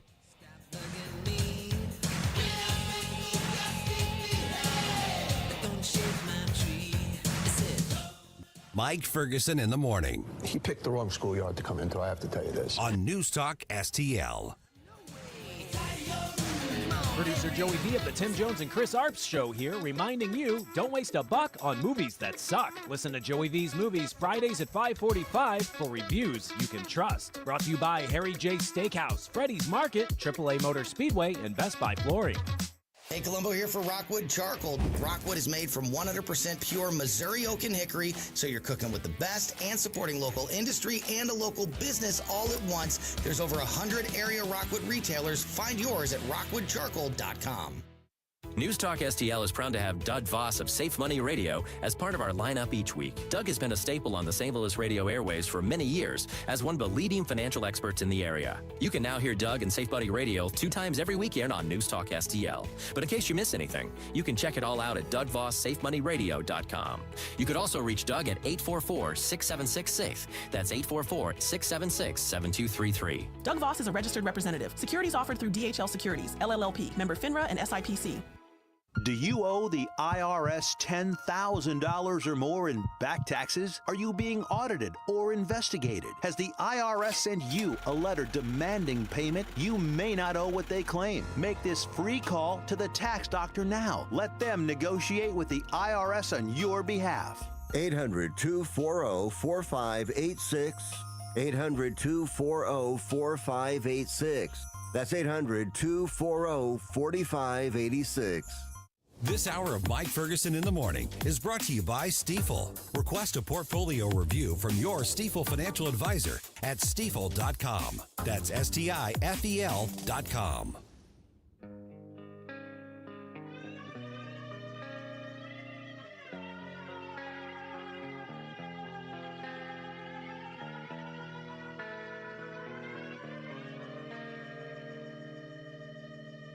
In my eyes, indisposed, in disguises no one knows. Hey, Chris Arps from the Tim Jones and Chris Arps Show. Make sure that you're listening to our show this afternoon from 4 to 6. Now back to the Mike Ferguson in the Morning Show. All right, the St. Louis City Sheriff's Office isn't admitting to racial discrimination, but agrees to take steps to prevent more of it from happening. Trying to have his cake and eat it too, maybe? Basically, yeah. All right. Let's see what else is going on. Sexual harassment training in Congress. Now, despite what we've seen a lot of lately, they're talking about what not to do when they're training. Okay. They're not going to training to learn how to do it. Oh, good. Okay. They're going to training to learn how to not do it. Right. Okay. Just so we're clear on that, Well, that's because I good. can see where the waters would be a little muddied on that sort of thing.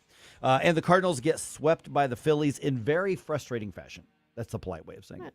6:49 right now. Let's do the first news dump of the day. The Morning News Dump, brought to you by Whistle Pig Outdoors. Successful dump. Wake up, America. It all worked out. They got all the news. The Morning News Dump. See, when it comes to what the Cardinals did yesterday, there is an explicit term in baseball community about how it was lost, and Don't say it. I can't say that on the Yeah. air. I'll just say that they lost in frustrating fashion. That's fair. Yeah. Okay. Federal officials say former Sheriff Alfred Loaded Dice Montgomery targeted older white employees for termination. The U.S. Equal Employment Opportunity Commission and the DOJ say an agreement has been reached with the St. Louis City Sheriff's Office to settle age and race discrimination accusations. The EEOC says Montgomery targeted white employees to fire and then fired a black employee who objected to the discrimination. The sheriff's office denies the accusations of discrimination. There will likely be civil lawsuits moving forward because nothing in this agreement prevents any of that or provides any immunity. So essentially, the agreement isn't that much. They've got to make resources available to protect whistleblowers and put some posters up in the break room. And it's really not. It's really more of we see what you did and we're watching. Yeah.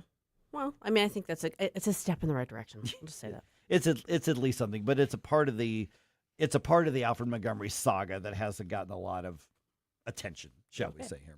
Okay, it's been described as a hoarding situation in Granite City. On Sunday, the police department announced they rescued 25 animals, 23 dogs, 2 cats, from a home as part of an animal cruelty investigation. Animals were taken to Granite's Animal Control Facility, which is now at capacity with the addition of 25 new animals. One person was arrested. We have not been told their name or any further details about the case. One of two things going to happen. We're going to get more details, and this will be in the news for a couple days. Or they're going to basically determine this was a crazy person, and it's just going to kind of dissipate out of the news, which isn't maybe necessarily a bad thing either. Probably not. Yeah. Okay, what else we got going on here? Okay, let's talk Congress and stupid sexual stuff. Shall we? Okay. Yeah. Okay. Florida Congresswoman Kat Cammack, Republican, says she is teaming up with Democratic Congresswoman Teresa Ledger Fernandez, and they are offering a reform package to give congressional staffers an easier path to report harassment or assault. She was on Sunday Night in America on Fox late last night, saying the new rules are going to give more information to staffers and speed up the House Ethics Committee. Streamline the reporting, streamline the awareness, and make it so that there is a one-stop shop for staffers who come forward, that they have the protections and they know exactly where to go. Second part is training. Okay, so the Congresswoman says that package is going to require training transition from online to in-person, will be victim-centered is how she's describing that. And this comes, of course, after former Congress critter Eric Swalwell and Tony Gonzalez resigned over allegations of sexual assault. Congressman Max Miller, a Republican out of Ohio, faces allegations of domestic abuse. Congressman Chuck Edwards, a Republican out of North Carolina, ended his reelection campaign amid reports that he had sexual contact with his staff. And we could just go back, farther and farther and just keep listing off names if we wanted. Yeah, in Edwards' case, I don't think it was sexual contact. I think it was inappropriate overture. Like, it wasn't specifically explicitly sexual. But the bottom line is he crossed lines in terms of the relationship, the boundaries that need to be there between a staffer and their the person that they work for. And we have seen this at all levels of government. Oh, yeah. Yeah. Oh, yeah. At state level. Oh, yeah. No. It's a thing. And it should go without saying. You shouldn't really need training to know how to, but apparently people do. Apparently there. Yeah. Okay. Because the House Ethics Commission has been so effective on things like this over the years. Yeah, not so much. No. Okay. Oil prices still high as shipping traffic through the Strait of Hormuz remains low. Oil industry analyst Trilby Lumberg of the Lumberg Survey says the gas prices have dropped slightly in recent weeks. And compared to a year ago, we're like 90 cents below where we were. However, it's not expected to last. Retailers are having to push prices upward, and this may amount to about a dime very soon in the next few days, or perhaps quite a bit more. Okay, so as of this morning, according to AAA, national average for a gallon of gas, $4.10. In Missouri, the average is $3.88. Around here on the Missouri side, I saw average prices at $3.77 in Jeffco, up to $391 in Franklin County. In Illinois, the average price is $438, and the range I saw on the Metro East Side was $420 in Calhoun County to $432 in St. Clair County. Yeah, unfortunately, our Dorset stations are $389 right now. Yikes! Yeah, I'm at about half a tank. I think I need to. Oh no, I need gas on the way home. But I'm gonna go. I'm not gonna go to those stations. I'm gonna go to the one closer to me. That's cheaper. Oh, there you go. Yeah. See, I think we're back to maybe we never left it. Just you get to half a tank, just top off. Just top off. Well, some of us don't always do that. Okay, a former St. Louis news anchor pleads guilty to murdering her mother. Yeah. Wow. Terrible situation. Yeah, former Fox 2 anchor Angeline Mock admitted to stabbing Anita Avers in Wichita, Kansas on Halloween of last year. Mock pleaded guilty to first-degree murder. Now, at one point, she was found mentally incompetent to stand trial, but that decision was later reversed. So she's not going to go to trial. She's scheduled to be sentenced on October 5th. Yeah. I remember when that story first broke, and I was like, I couldn't place her. But then when I saw like older pictures of her, I was like, oh, now I remember her. Yeah, she was an anchor for 5 or 6 years on Fox Yeah, she was News. a while, yeah. Yeah, she was here for a while. Amazon is expanding its drone deliveries around the country. Yeah. Okay. The company says drones will be dropping off purchases in almost 500 U.S. cities by the end of this year. Right now, less than 100 markets have drone delivery, so to get your order by drone, it's got to weigh less than 5 pounds. It's got to fit inside a shoebox. Prime members are going to get some drone deliveries for free, basically if the purchase is over $50. Otherwise, it's $2.99 for the other delivery. Non-Prime members can get drone delivery for $4. But what does it cost to get it dropped in your pool? Boy, by the time you monetize the social media account, right, you might make a profit. Maybe. Off of that stuff. Just saying. It's basically, they're saying, could be 30 to 60 minutes from you ordering from the warehouse to your place in most of these markets. I don't know. I just feel like my grandparents are looking at this going, what are we even doing here? Right. What does this world come to? Wyndham Clark won the BMW Gold Championship at Belle Reve over the weekend. Golf Championship, I typoed, not Gold Championship, Golf Championship. He finished in first place with a 3-stroke margin over Patrick Cantlay. Do I sound like I know what I'm talking about? No. Okay, that's good because I don't.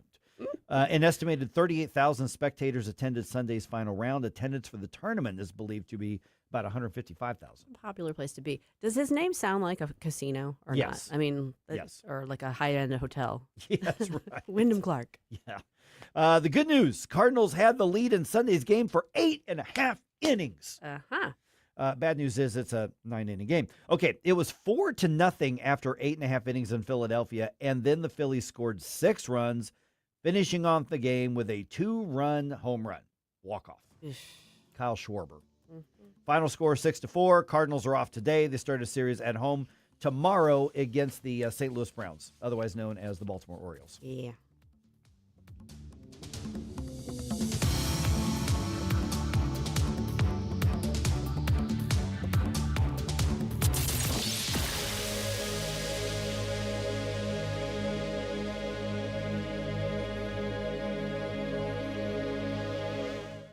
The Vic Borselli Show. Very active, very fun chat box. Cinderfer. Hi, Cinderfer. Hey, how you doing? She says, yo, Vic, baby. Verbatim, yo, Vic, baby. With an exclamation point. How else are you supposed to read that? I was driving, had to pull over to comment. I was going to say how sexy the beard is. But I'm afraid of your wife. Hey, I'll tell you what, I would be. Vic Borselli, live and local, weekday mornings at 9 on News Talk STL.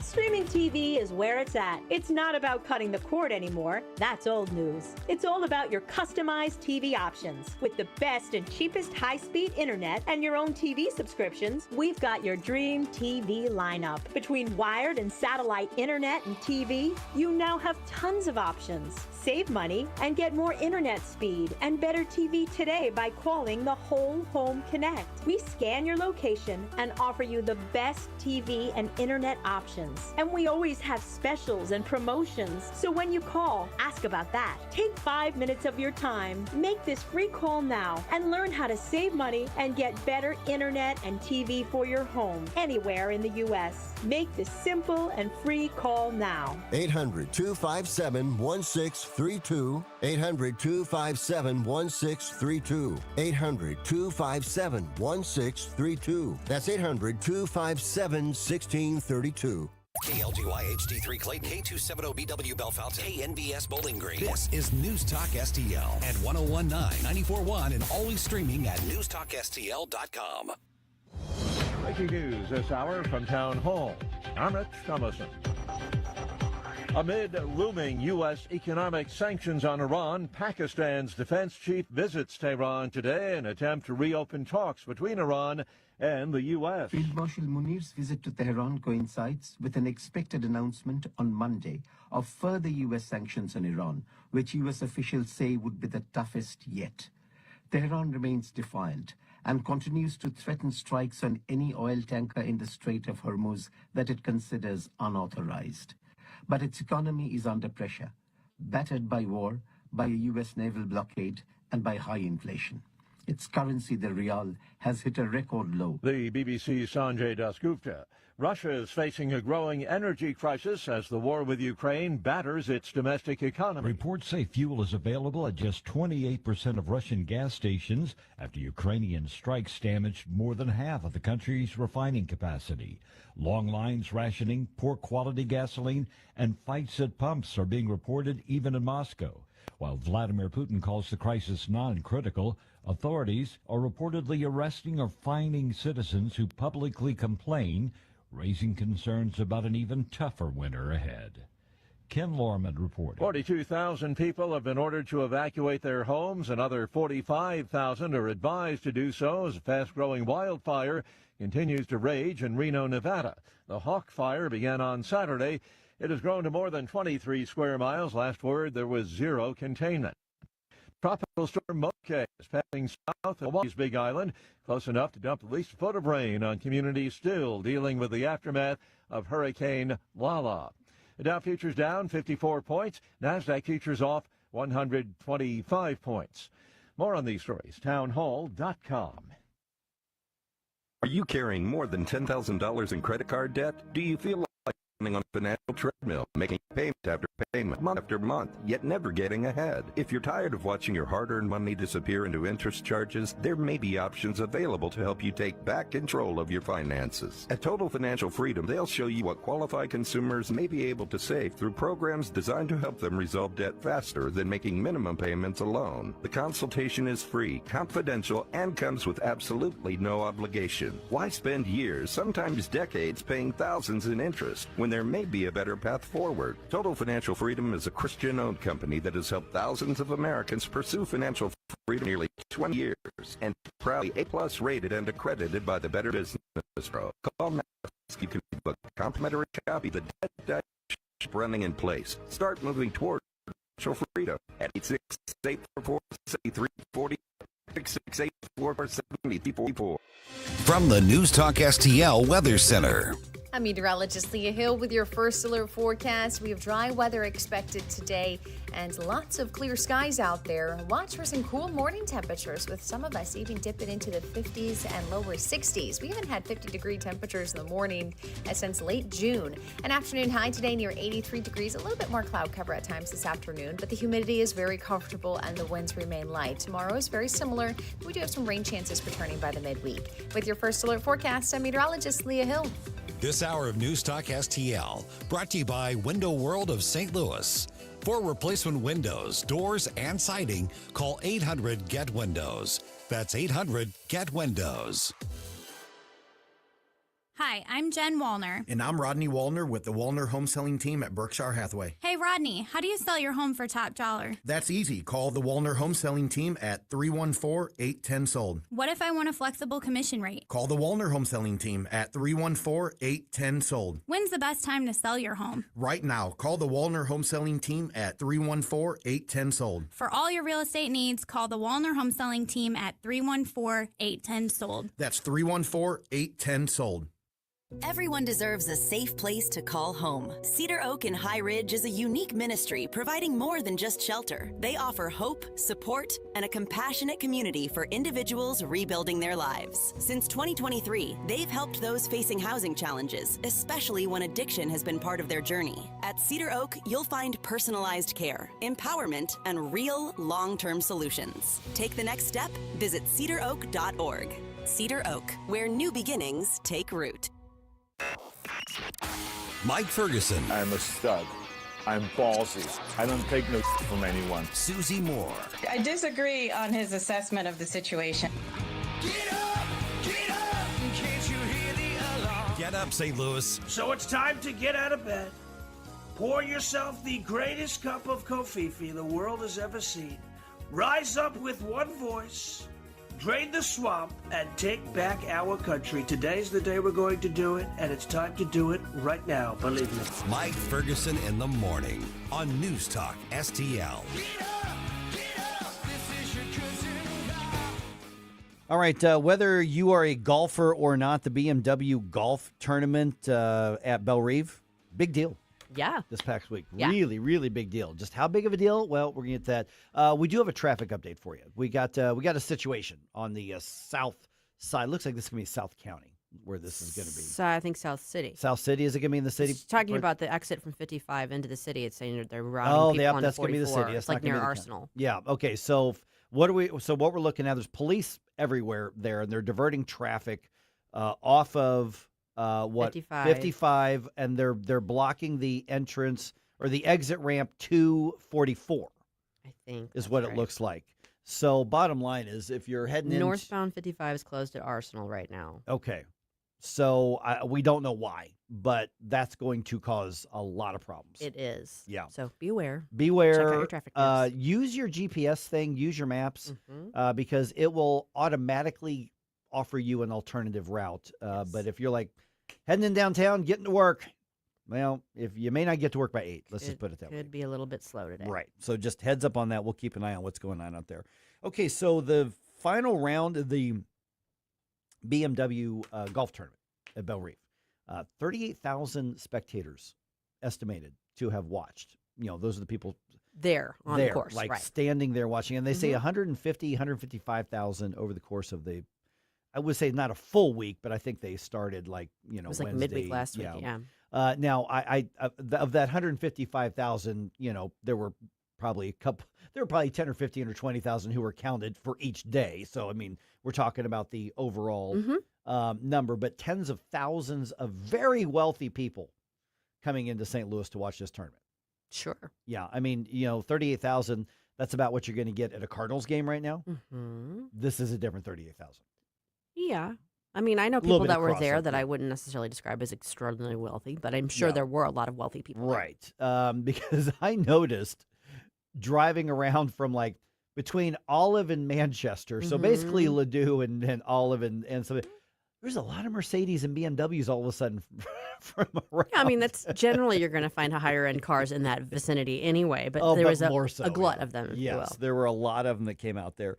And so you've got a massive amount. I looked up what the economic impact for the St. Louis Metro is, and we say St. Louis Metro, this is going to be mostly in the county. Yeah. You're talking town and country, you're talking Ladue and the surrounding areas, Creve Coeur, and the areas where the hotels are going to be and the car rentals and the restaurants and all that kind of stuff.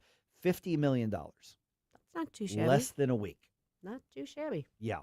And then Wyndham Clark, whom I'd never heard of until today, won the tournament. I heard of him yesterday. Yeah, I heard.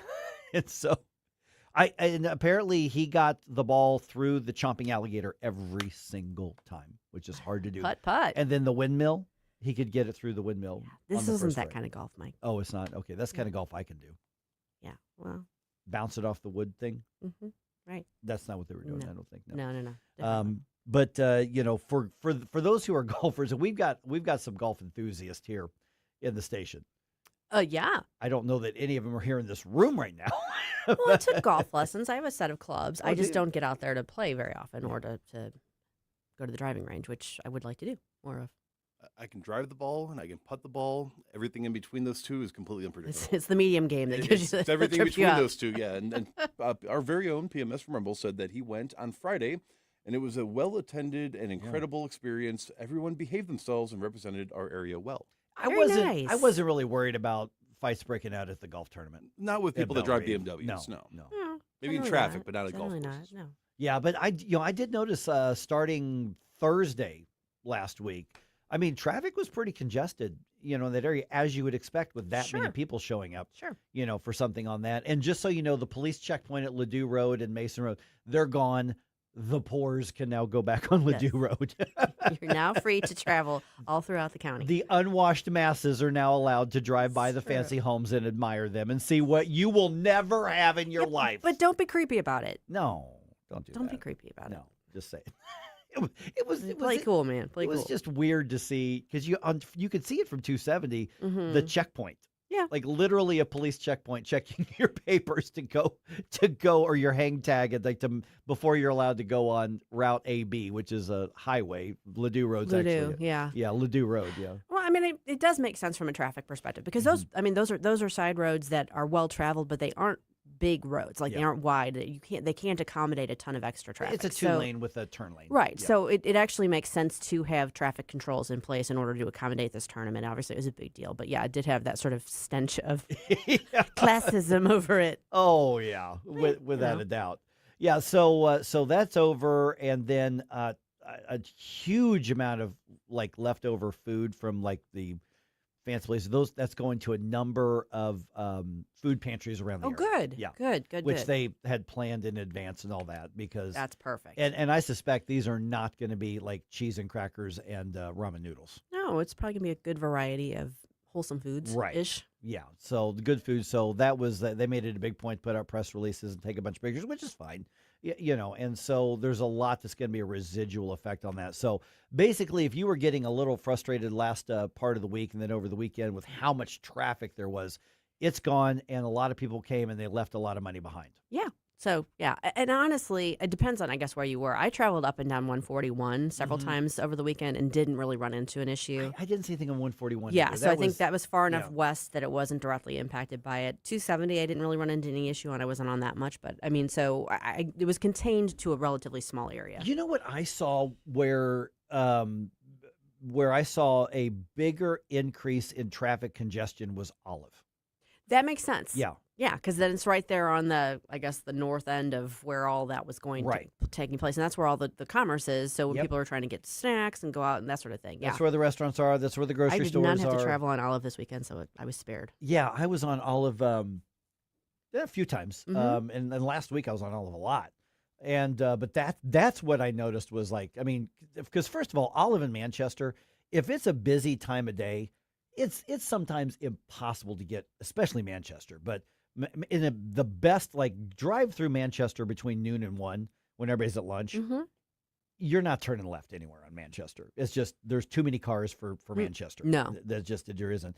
Olive is kind of like that, but not as bad. Not quite as bad. Yeah, but you're gonna have to be very skilled at your legal U-turns in a lot of places on Olive. But I did notice there was a lot more traffic and a lot more congestion along Olive, which makes sense and it's good for all the businesses there. Yeah. I don't know what if any deals were put in place to do this, but these events are so big they can only do them once every few years. Mm-hmm. So the next time there's going to be a big tournament is going to be in 2030.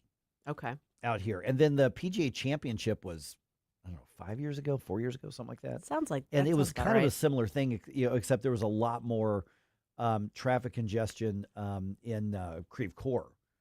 At that point. The only reason I remember that is my in-laws, we were doing basically an estate sale at their home in Creve Coeur. Uh-huh. Yep. And we ended up, we couldn't do it because all the roads around there to get to where they were shut down. that could put a cramp in it was all in shut the sale. down. So, I mean, it was, that's what I remember, signs were up everywhere. Nobody was allowed to park anywhere. I mean, and it was just a disaster. Yeah. Yeah. I don't know. So was it worth it? No. Oh, I mean, for the estate sale, no, we should have just No. I mean, was them having the tournament? Oh, well, the tournament, yeah. I mean, that's the thing. Yeah. I'm sorry, Mike. It's not all about you. No, I was like, I thought you were talking about was the estate sale thing. No, that wasn't worth it. But no, the tournament. Yeah, I mean, $50 million in different economic activity, and there was just a little bit of everything that was happening out there. Everybody that I know that was involved with it in one way or another, like, really had a great time and was very, speaking very positively about it. And the national media is saying it was exceptionally well run, is what they're saying. I mean, I'm not a golf fan. I don't understand like standing at a golf thing and watching somebody hit a golf shot. And I don't. Do you pick out a hole to just sit there and watch everybody go through, or do you follow your favorite golfer? How does that work? I think for the most part, people kind of camp out in one location. Okay, just so they can see everybody. Right. Yeah. And then probably keep track of like the leaderboard on their app or whatever on their phone. I'm sure. Yeah. I'm sure. Yeah. I mean, but if you're into it, I mean, we got people here who are nuts over golf. I know plenty of people who are very, very into golf. Yeah. Yep. Yeah. And so it was a successful event, it looks like, by all accounts. Looks like it. And now they're gone, but their money's still here. Yeah. Even better. You know what else will be a successful event is the upcoming St. Louis County Lincoln Reagan Day Dinner. That's coming up on Saturday, September 19th at the River City Casino. We want you to join News Talk STL there. The keynote speaker will be Newsmax personality Rob Carson. It's a full night of fun and information with state and local officials, candidates, and conservative thought leaders. Dinner in the program is just $75. Just email Renee Artman at hotmail.com or call 314-398-6667. I have had enough of this. Turn my eyes to your indifference. Stop right now before you blow us all away. Get up, can't you hear the alarm? Columbo and Company. Join us every day for conversations with a wide variety of guests as we keep you informed and up to speed on all the important news and headlines you need to know. Live and local weekdays at 2 on News Talk STL. Someone had a birthday. Yep, 50. Can't believe it. 50 years of wisdom. Great segue. We have a health reminder from the CDC. Pneumococcal vaccination is recommended for adults 50 or older. Says here, we're over 6 times more likely to be hospitalized with pneumococcal pneumonia than adults under 50. I don't love those odds. Same. Look what I found. Pfizer's Prevnar 20 is proven to help protect adults against pneumococcal pneumonia and invasive pneumococcal disease in just 1 dose, and millions have already gotten it. Continued approval may depend on a supportive study. Don't get Prevnar 20 if you have a severe allergy to its ingredients. A weakened immune system may lower your response. Common side effects include injection site pain and swelling, fatigue, headache, muscle, and joint pain. For full prescribing information, please call 1-855-213-2138. Visit Prevnar20.com or talk to your doctor or pharmacist. I'm on Prevnar20.com now, scheduling my appointment. Good idea.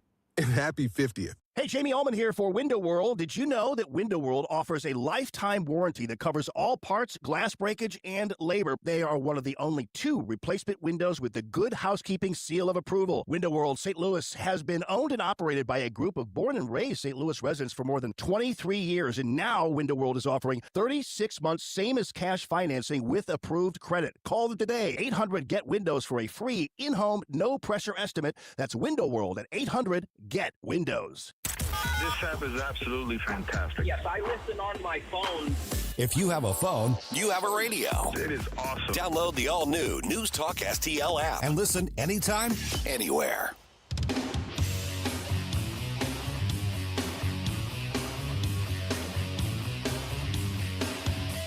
Stereotype, monotype, blood type. Are you my type? I'm Congressman Bob Onder, and you're listening to Mike Ferguson in the Morning on News Talk STL. This Lindsay Clancy thing is not about Lindsay Clancy anymore. No. Yeah.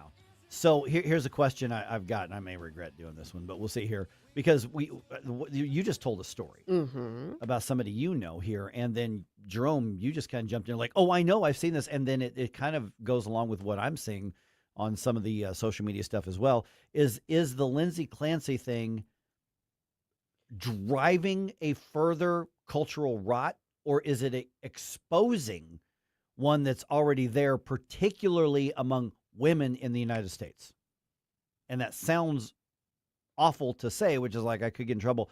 But let's address that here in just a minute. It's 7:19 right now. 314-912-1019. Obviously, I'm sure this is among the many things RedState.com is looking at, along with the politics and the culture and everything that's happening right there. Your team's always busy, Susie. So if I look at RedState.com today, what should I look at first? This is the Red State Rundown. Well, I don't know if you know this, but our Alaska Man, Ward Clark, has a regular Monday column called Alaska Man Monday. And each, they're usually kind of quirky, kind of featuring funny little Alaska-centric items. This one I just wanted to highlight because I love the headline. And why wouldn't you want to check out what Ward has to say about Alaska? Alaska Man Monday, you oughter see this Kung Fu bear story. Yeah, I would have Could you enunciate that one more time? You oughter see this Kung Fu bear story. Ward is the king of puns, and he is, I'm sure, sprinkled them liberally throughout this article. You will have some fun with it. If you want to start out your Monday with a laugh, go check it out. Also, at Red State Today, we've got from Jennifer Oliver O'Connell, Texas Governor Greg Abbott on AI data center backlash. They dug their own grave. Yeah. This is an interesting take from a governor who's generally been pro-data center. But he's making a very good point here. I think it's worth checking out what he has to say. He drew some ire from the president on that too. Yeah. Well, yeah. It's becoming a political dividing line that it shouldn't be. But and then this one also from Ward, having a little more fun with Alaska, because why wouldn't you when you've got Dan Sullivan endorsing Dan Sullivan over Dan Sullivan? Oh. Did anybody ask Dan Sullivan about that? I'm not sure if they got a hold of him or not. But former Mayor Dan Sullivan endorsed current Senator Dan Sullivan over challenging candidate Dan Sullivan for the gubernatorial or for the Senate race. I'm having shades of, this is my brother Larry, this is my brother Daryl, my other brother Daryl. Yeah. Similar. Bob Who Knew Heart reference. Yeah, that's too. That's and Jerome's like, huh? Yeah, no. Anyway, Alaskans, keep your Dan Sullivan straight, please. Thank you. Okay. I saw a video last night or this morning. Lindsay Clancy being driven in the sheriff's vehicle, wherever she's on trial, to the courthouse. And what appeared to be 200, 300, maybe 400 women in pink T-shirts cheering her like a rock star going into the backstage of a concert. Cheering her. And the follow-ups that I have seen, I saw another one this morning, probably because this stupid thing's in my algorithms now, is a number of, I guess, some of these like guys that speak up kind of social media influencers kind of guys, or some of them are like men's mental health ones or whatever. So they're now showing up in mine. And what you're starting to hear is, see, guys, walk away. No more. Mm-hmm. And you had actually told a story of somebody, we don't want to put names out there or anything like that, obviously. I'm very careful about how I tell this story. Right, that they knew somebody else of a couple splitting up, and either because of this or it was the final straw. Yeah, I mean, I it's hard for me to believe that this would be the one and only thing that would cause a breakup, but apparently, yes, they broke up over the weekend because of a very strong disagreement about whether or not Lindsay Clancy was at fault for the deaths of her 3 children. Now, there's a camp of people that truly believe her husband did it and has set her up. Okay, so there's those. Then there's the camp of people that believe, no, she did it. But they believe her. They believe women. They believe her because we're supposed to believe all women, and she says she did it. Okay, that wasn't where I was going. Okay, with that, but anyway, sorry. Yeah, no, there's some people who think she didn't do it. Yeah. There's some people who think she did it, but she was under such duress and there was so much going on that she shouldn't be held responsible for it. And then there's the people that are like, she did it, she should be held responsible. Right. Now, unfortunately, the biggest chasm that's breaking down along gender lines. So it's become like a proxy war for the gender wars. Yeah. And I want to be very, very clear about this. Most women I know do not fall into either of the first two camps. They may feel sorry for what she was struggling with, but they think she should be held responsible for what she did. And I'm, of course, experiencing the opposite because my generation has lost any kind of sense of understanding of how cases work and trials work. No, I've actually had people privately messaging me saying, look, I see what you're posting online about the case. My wife and again, these are people that are my age, 35 and under. My wife believes that the husband did it, or my wife is making this huge thing about, sympathizing with her and identifying with her. And I'm worried because we just have a newborn kid, or she's pregnant and she's on the way. Yeah. What can I say to her to kind of help her get over this, to get past this? Because there are people that believe, like you mentioned, that the husband did it, and that's again coming from TikTok, the brain rot capital of the internet. And all of the evidence shows that he was not even physically near the house when this took place, and that she admitted to it. The defense found that their whole strategy was, it's not that she didn't do it. We're not even trying to say she didn't do it. We're trying to say that she was not culpable for her actions. Right. And again, there could be a conversation about what postpartum depression does. There could be postpartum psychosis, because that's what this would bleed over into. And maybe the medication that she was on. I would love to to be able to explore that with some of these people. But everything that is being posted by the sympathizers is sympathetic towards her and what she's going through right now and the struggles she faces, and that's disgusting. Okay. See, both of you just listed out a nuanced. Okay, here's an issue as rare as something as this horrific is going to be. What I started with were women treating a murderer like a rock star in the name of supporting women. The ones my age, I think so. Yeah, I mean that's what the video was. And somebody wrote a song about it that they're all using. And what I'm seeing, to your point, and then to what you were just referring to, is a whole bunch of people. And again, it's social media, so it's not the real world. But what we're seeing here is guys, use this as a litmus test if you're interested in a woman. If you're dating, you're engaged. Even some have gone as far as to say if you're married to her. Use this as a litmus test. If she is a supporter of Lindsay Clancy and celebrates her as like these women were get away. I would want to add something to that, because there are plenty of people out there celebrating Luigi Mangione. Yes. And Tyler Robinson as well. So anybody who's celebrating someone who is believed to have been legitimately accused of committing a murder, you need to take a step back. Well, and Mangione, he just pled. Yes. But I mean, this has been going on since the incident. Yeah. No, but they have been, Right. So I guess the point is, there are people whose perspectives are so skewed right now because I guess they're swimming in social media, muck, and they just cannot pull their heads out of wherever they need to figure out which way is up and which way is down. If you are involved, if you know someone who is in that mindset, you may want to take a step back and just, give it some space, because that person is having they're having difficulty processing very basic right and wrong. Yeah. That's not good. I mean, I'm not going to, just for the sake of shock and whatever, recount how she murdered her 3 children. I'm not going into that. It's horrific. And for somebody to be jumping and cheering and the little heart hand signals and pink T-shirts and treating her like a rock star, that's beyond sick. That is cultural rot. And we're seeing it in one area of society. Now, do they represent the majority of women? Oh my God, I hope not. They do not. I certainly, I will tell you. Yeah, but they're the ones getting all the attention right now. Right. I mean, if I were in a dating relationship, and to your friend's perspective, if somebody showed the slightest amount of support for Lindsay Clancy, as though this is my cause, is her, and I'm going to cheer, I might bother to say bye, but I'd be out of there so fast, because that tells me something about that person. Well, and it ties into what we talk about all the time, and that is the abortion mindset too, because there is this sort of the woman is the victim of it all, Right. and she's not responsible for her own actions, even if they involve taking the lives of other people, her children.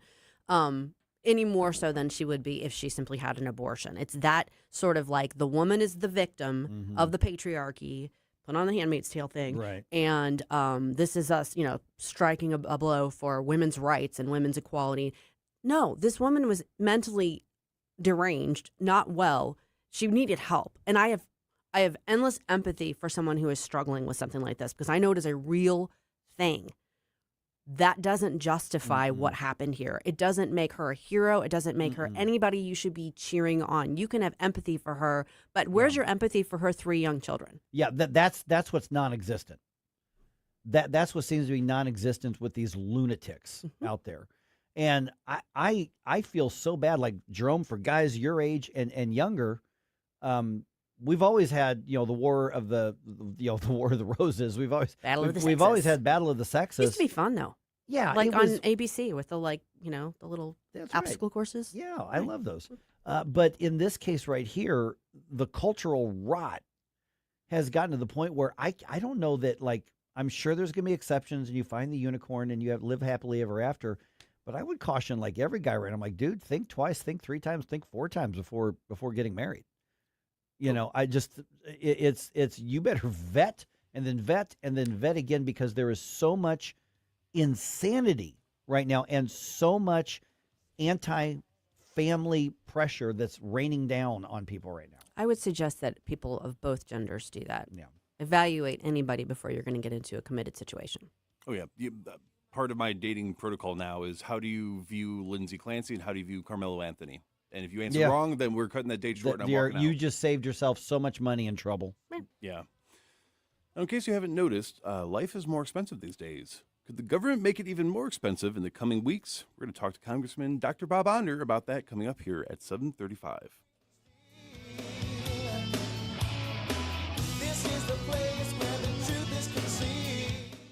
Mike Ferguson in the morning. Always be yourself, unless you suck. On News Talk STL. Everything is possible, but nothing is real. From the News Talk STL Weather Center. I'm meteorologist Leah Hill with your first alert forecast. We have dry weather expected today and lots of clear skies out there. Watch for some cool morning temperatures, with some of us even dipping into the 50s and lower 60s. We haven't had 50-degree temperatures in the morning since late June. An afternoon high today near 83 degrees. A little bit more cloud cover at times this afternoon, but the humidity is very comfortable and the winds remain light. Tomorrow is very similar. We do have some rain chances returning by the midweek. With your first alert forecast, I'm meteorologist Leah Hill. Summer's here, and so is the freshest produce in town. At Anthony's Produce, we specialize in locally grown fruits and vegetables, straight from the farm to your table. Homegrown tomatoes, sweet corn, juicy cantaloupe, watermelon, and peaches, just to name a few. Plus, thousands of locally made products you won't find anywhere else. Need a fruit or vegetable tray for your next gathering? We've got you covered. Anthony's Produce on Jungerman Road or at anthonysproduce.com. Open 7 days a week. Larry Connor's Commentary, brought to you by Vincent's Jewelers, offering a wide selection of jewelry, including lab-grown diamonds, affordable earrings, bracelets, necklaces, and rings up to 75% off their natural counterparts. Plus, Vincent's can customize jewelry for your clients. Visit vincentsjewelers.com. This is Larry Connor's Commentary on News Talk STL. Today's commentary is an apology. Friday, I misstated a fact and a listener corrected me.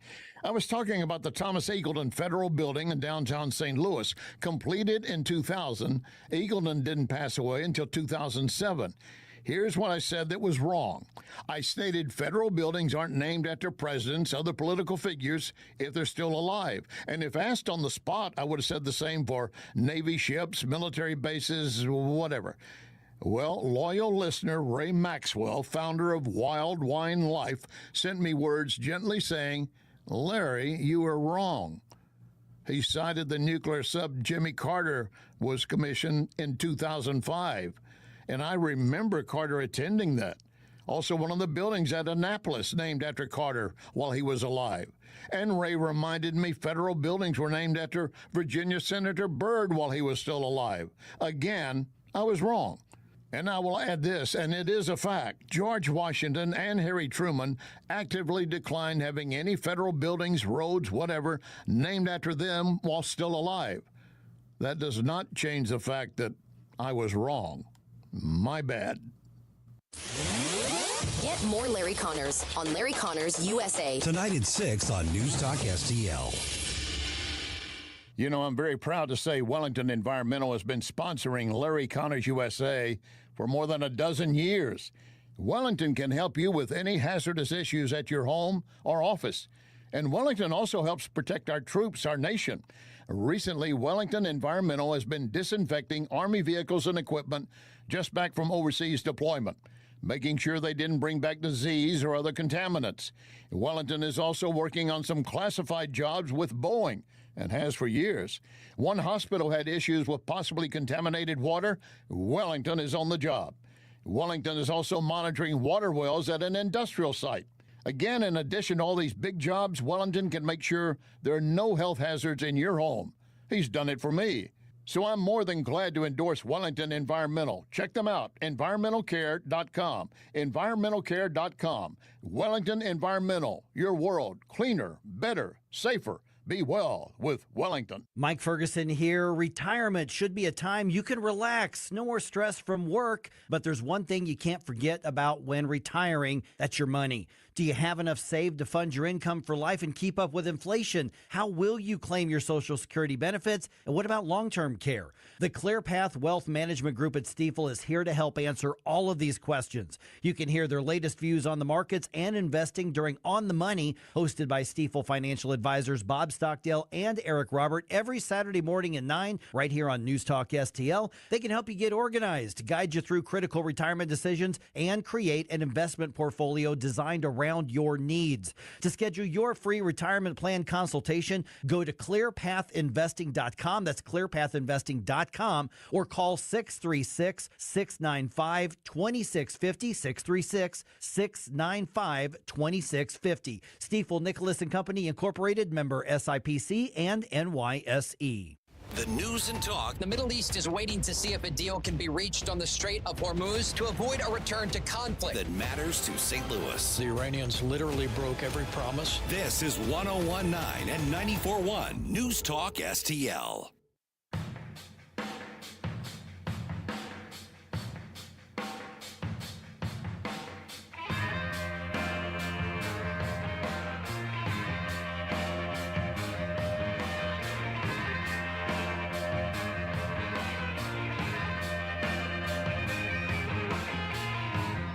The Mike Ferguson Show is one of my favorite programs. In addition to Larry Connor's USA, catch my program at 6. Now, back to Mike. Okay, the trifecta of T's here. Trillions in debt. Yeah. Tariffs, taxes, and then abortion contracts. I couldn't come up with anything with a T for that one. It's terrible. Terrible, yes. We're now joined by Congressman Bob Onder. Good to have you back on the program, Bob, here. Last week, made a big deal out of the federal government now surpassing $40 trillion in debt, and there's no indication it is slowing down. As a matter of fact, that last trillion from 39 to 40, that just took about 5 months. And so we are ramping up the debt. And I don't know if people are starting to actually realize, oh, these aren't just numbers on a screen. This isn't just punditry. This is actually making my life more expensive. I think we know how we got here, and you can blame two culprits for this, the Republican Party and the Democratic Party. But how do we stop the bleeding, and can we ever get out of this? It's Mike. Good morning. Happy Monday. Yes, $40 trillion is an absolutely staggering amount of money to think about. And, you know, the debt just 7 years ago at the end of the 2019 fiscal year was $22 trillion, already massive, but today it is nearly double. And much of this is due to an avalanche of spending in the name of fighting COVID. That never made sense to me. We're now talking about $117,000 for every man, woman, and child in the United States. So, you know, a family of four has, you know, the equivalent of a $500,000 house, but no $500,000 house mortgage, but no house to show for it. And interest on the debt has gotten to $1.2 trillion, more than our defense budget. But I'll tell you, can we get out of this? We can, but we have to have the will to do it. You know, last summer during the fight over the One Big Beautiful Bill, the consensus before a handful of us calling ourselves fiscal hawks, before we intervened, there was really no plan to rein in spending at all. The Senate budget resolution called for saving $20 or something. At the end of the day, we did save 1.6 trillion over 10 years in mandatory spending, a drop in the bucket compared to what we need to do. But we did reforms to Medicaid and food stamps, mostly checking eligibility, cracking down on fraud. We allowed COVID-era Obamacare credits to expire. But every one of these measures was a fight. It was pulling teeth.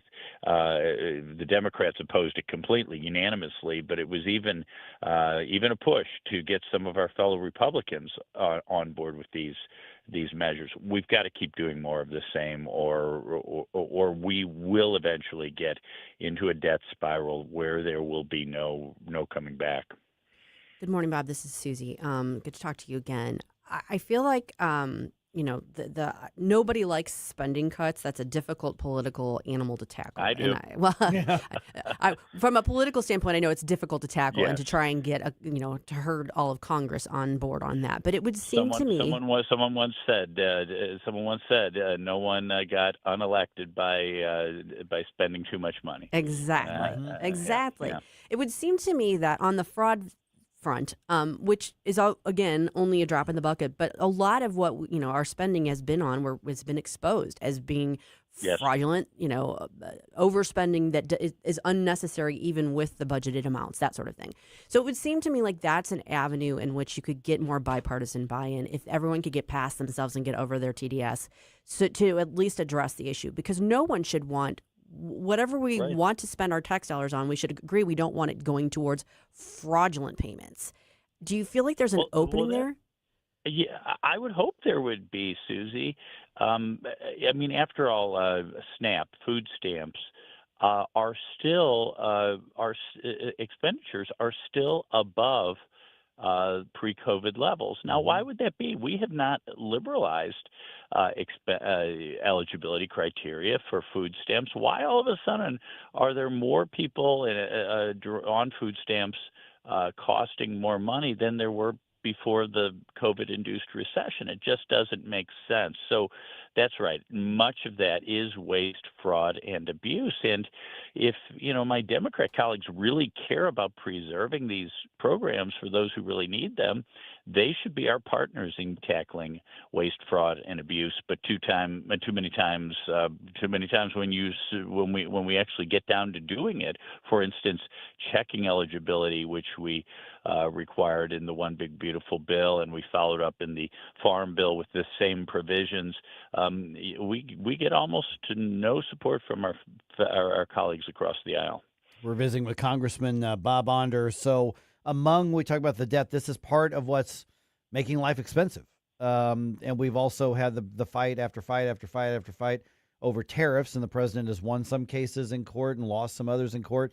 Now he's talking about essentially another mini trade war with Canada, of all places. What is your take on the president continuing to want to put these taxes, tariffs or taxes, on that which we know that just simply makes things more expensive for everybody else?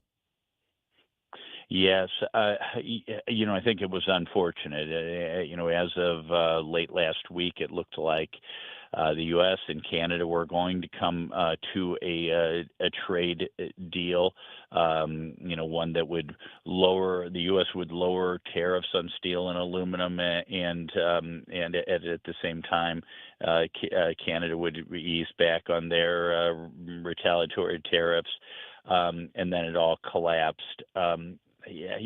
Canada is one of our most important trading partners, $900 billion a year.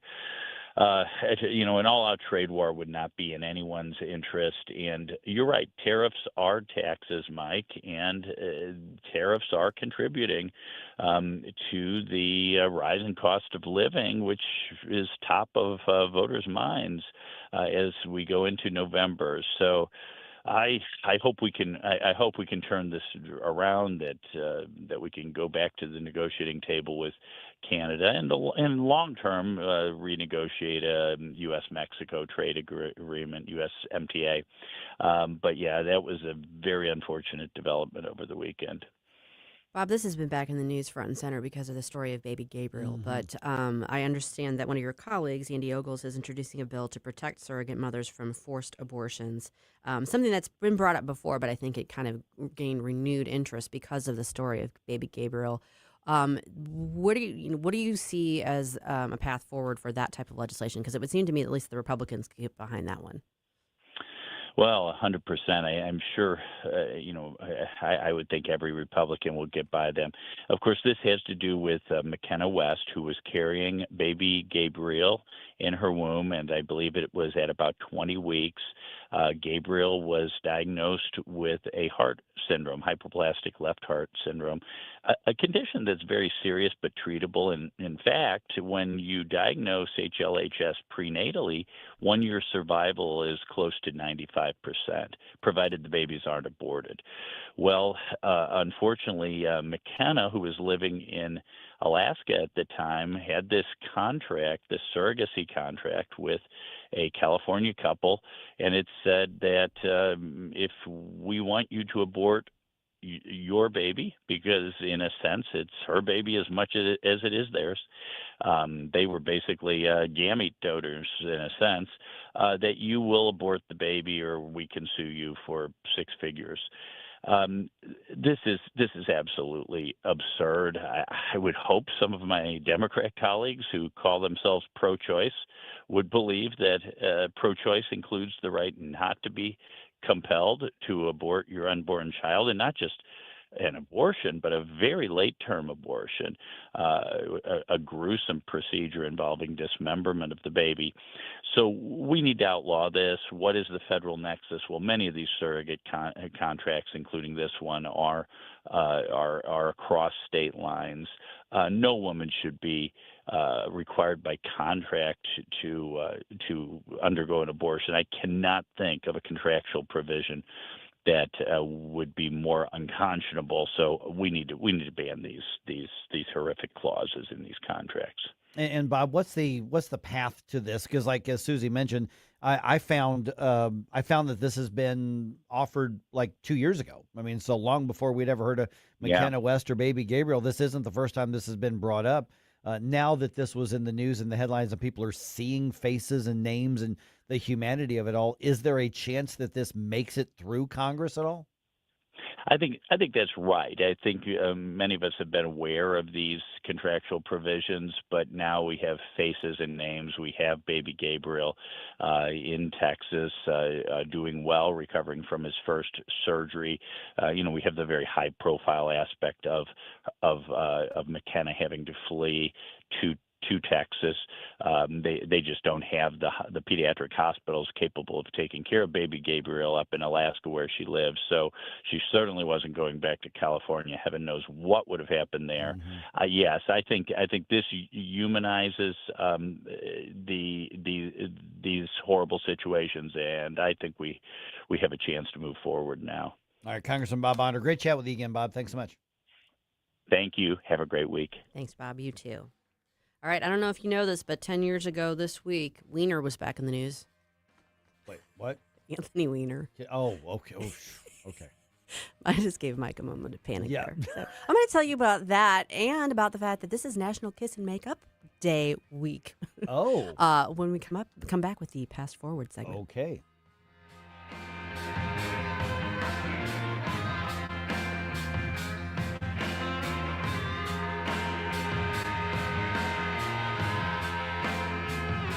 Chris Arts here, and after Becky and I leave church on Sunday, we head down the street to Capriotti's to grab a classic meatball sub. I love Capriotti's, and you will too. Visit Capriotti's now at 2 locations on Manchester, McKnight, and Rock Hill, and now in Creve Coeur on Olive, just 1 mile west of 270. Hi, this is Congresswoman Ann Wagner from Missouri's 2nd District. I work every day to put more money in your pocket, secure the border, protect our shared Missouri values, and keep our communities safe. Whether it's visiting one of my public events in neighborhoods around the district or by contacting my office, I want to hear from you. If you need help with a federal agency, please contact me at wagner.house.gov. Paid for by official funds authorized by the House of Representatives. This is Stacy with Reach Reproductive Health.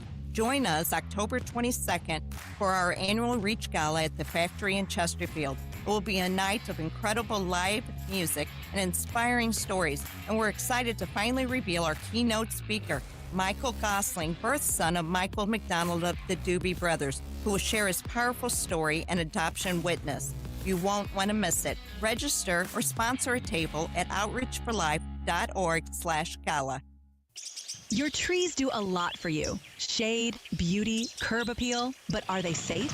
Clever Tree Service has been protecting St. Louis homes and landscapes for over 20 years. Pruning, trimming, removal, stump grinding, even 24/7 emergency storm service. Fully insured, eco-friendly, and always focused on you. From Kirkwood to Chesterfield, Webster Groves to Wildwood, your neighbors trust Clever Tree Service. Visit clevertreeservice.com for your free quote today.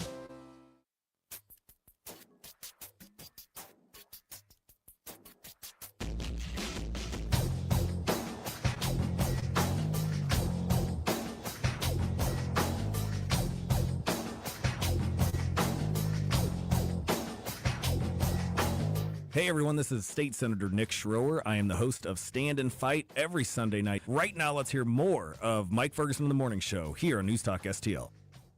All right, guys, it's time to rewind the headlines and fast forward to the fun. So let's start off with reviewing where we were. What were we talking about a year ago this week? Well, we alluded to this last week. There was the big Cracker Barrel kerfuffle. Right. You know, Cracker Barrel tried to do a remake, a rebrand, and it just didn't go over well. A year ago this week, is when they decided to reverse course. The furious backlash that they received and it included President Trump publicly urging the company to reverse course. Cracker Barrel announced that its new logo was going away and the old timer was staying. And, Trump promptly congratulated the company. The episode became an instant customers revolt, corporation caves, victory lap on the right. So I guess all's well that ends well there. Now, unfortunately, the other big story this week last year was a horrific story, and that had to do with the Annunciation Catholic School shooting in Minneapolis. Right, yeah. Oh, that was a year ago? It was a year ago. Oh, man. August 27th, gunmen opened fire through the windows of Annunciation Catholic Church while children were attending a school mass, killing 2 children and wounding numerous others. Became a very, huge national story. A lot of issues wrapped up in it, but just nothing that you can escape as far as it being as horrific as possible. I just want to commend whoever decided that it was a good idea to lock the doors, because the person that committed that was initially trying to get into the building to carry out the massacre, and because the doors were locked, they were unable to, and probably saved however many lives. So. Yeah. Horrible situation. Hate to have to bring it back up again, but that was the big story. That's what we're talking about, yeah. Exactly. Now, if we go back 10 years, of course, we were still in the thick of the presidential election between the race between Hillary Clinton and Donald Trump. She delivered her big alt-right speech attacking Trump on August 25th in Reno. She explicitly tried to tie Trump and his campaign to the emerging alt-right, accusing him of bringing a radical fringe into mainstream Republican politics. Trump fired back that Clinton was attempting to smear millions of his supporters as racists, while he simultaneously escalated his own attacks by calling Clinton a bigot. The resulting race and politics fight dominated campaign coverage. Yeah, I mean, there was a lot of that back and forth, but which was separate from the basket of deplorables. It was comments. And, it was. Yeah. But guess what, Hillary, you lost. Sorry. And everybody, they were still in love. Like, how could she have possibly lost? Well, no one likes her. Yeah. Sorry. But speaking of Hillary, Anthony Weiner's sexting scandal with his young returned. This one broke over the weekend of August 28th, 29th. Another explicit message scandal involving former Congressman Anthony Weiner surfaced, this time including a photo in which his young son was lying beside him. Oh. Huma Abedin, now married to Alex Soros, Hillary Clinton's longtime aide, and Weiner's wife announced their separation the following day. It ended up being highly consequential, not just because it was scandalous and gross, but because the later investigation of his devices would lead the FBI back to the emails involving Abedin and ultimately to James Comey's infamous October 28th letter reopening the Clinton email investigation. Oh, what a tangled web. Was he the one that had an alias? It was like Harvey Danger or Harold Danger? Or Carlos something? Danger. Carlos Danger. That's what it was. Yeah, I believe that was him, yes. Oh, jeez. Yeah.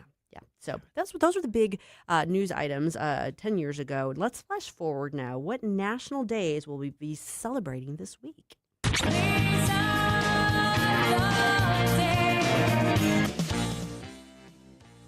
All right, today, Monday, is National Waffle Day. Who can't get behind a good waffle? Yeah, I think we can all get on board with that. Good, plenty of reason to celebrate waffles. Yes. Waffles are good. Waffle House, waffle good. Waffle House is good. Original Pancake has good waffles. Chris's has good waffles. Homemade waffles. You know what? Denny's has good waffles. It's kind of hard. Well, I was going to say it's kind of hard to mess up a waffle, but you could burn it. You can, Yeah, or you can not cook it enough. That's not and good. it feels like a sponge. Yeah, that's bad. not Don't good. do that. But if you get the right temperature for the right amount of time, it's hard to mess up a waffle. I am pro waffle. Yes. It's also National Peach Pie Day, so after you have a waffle, you can have have dessert. Have with dessert. Peach pie. And peach pie, I think the law should require a scoop of ice cream on it. Yeah. I mean, I'm not normally there ought to be a law guy, but that's one area where I would throw away my libertarianism. I could get on board with that. Tuesday is National Banana Split Day. Okay. I'm not a big banana split person, but that's okay. It's also National Whiskey Sour Day. Again, not my thing, but okay. And it's National Kiss and Makeup Day. In case you didn't know. This is tomorrow. So this is just to kind of it's a day to remind us to end the quarrels and arguments and fights that we've been having, and kiss and make up, just in case. Yeah. So tomorrow's the day to do it. Wednesday is National Dog Day. Oh, okay. I mean, you can't get any better than that. Why wouldn't you want to celebrate? Are there any dogs that we should celebrate in particular? Daisy and Sanchez, when they're not tearing up my apartment. National Cherry Popsicle Day is also on Wednesday. And I know you guys are going to be really excited about this. Mm-hmm. It's National Women's Equality Day. Okay. It actually celebrates the winning the passage of the 19th Amendment. Right. Women winning the right to vote. And I know people have different opinions on that as well. That wasn't controversial up until about a week or two ago. Didn't become, well, no. I've seen it kind of become controversial. It kind of becomes a thing. And there's... The awfuls have brought this on themselves and on all women. Ladies, get a hold of yourselves. Thursday is National Just Because Day. Right. Exactly. Right. It's just a day to have a day. Well, why are we doing that? Just because. Okay. Yeah, that's all. That's all it is. I don't know if there's cards for that or not. I haven't checked it out. It's National Peach Day, which I find interesting that you have peach pie at the beginning of the week, but then you have Peach Day on Thursday. I don't know. Seems backwards. Summertime, you get some good peaches. That's just good, like eating. Yeah, but it seems backwards. Yeah, you do have peaches Peach Day first one day and then the peach pie I don't later. know. You Yeah. got to have the peaches to make the peach pie. Yeah. Right? I don't know. I'm confused. All right, but it's okay because all will be well on Friday. It's National Red Wine Day. Oh, there you go. Red wine. Yeah. That's something that I find myself looking forward to in the evening. I could use that glass of red wine. National Cherry Turnover Day. So a lot of desserts. Hey, a lot of sweets. I like a good cherry turnover. Yeah. I can't stand a bad one. The one for 50 cents at the grocery store or the gas station don't do those. No, but a good cherry turnover like from a restaurant with a good that's good stuff. Especially a little bit of icing on it. I am going to make people mad. Uh-oh. I don't really like cherries. Well, I like cherry flavor. I can get mad at you, but well, I know someone listening is going to get mad because he's a big fan of Luxardo cherries. But there's something about the texture of them that I just don't really like. It's also on Friday National Bow Tie Day. So okay, if you can pull off a bow tie looks it's great. a look. For some people, it really does work. Some guys, some people you can pull it off, and others you can't. If you can pull it off, you should do well. Yeah, but if it works, if you're one of those that works on you, you should wear them all the time. It's a look that works for some people. Yeah, it does looks terrible on me. But I want to make an honorable mention here for Sunday because it's National Toasted Marshmallow Day. Oh, okay. So toast your marshmallows, enjoy your s'mores. Just don't put them on the cherry turnovers. Might be a little early for the campfire, but maybe not. I mean, it's starting to cool off. It was cool this morning. It was cool this morning, and it was beautiful this weekend. Yeah. Even when at the hottest, it was nice and comfortable. But yeah, this morning I'm like, ooh, it was pretty chilly. I'm almost got to start pulling out the pullovers it keeps in this way, which is fall is my favorite time of year. I'd like to have the cooler weather myself. Yeah, I want summer. I want summer.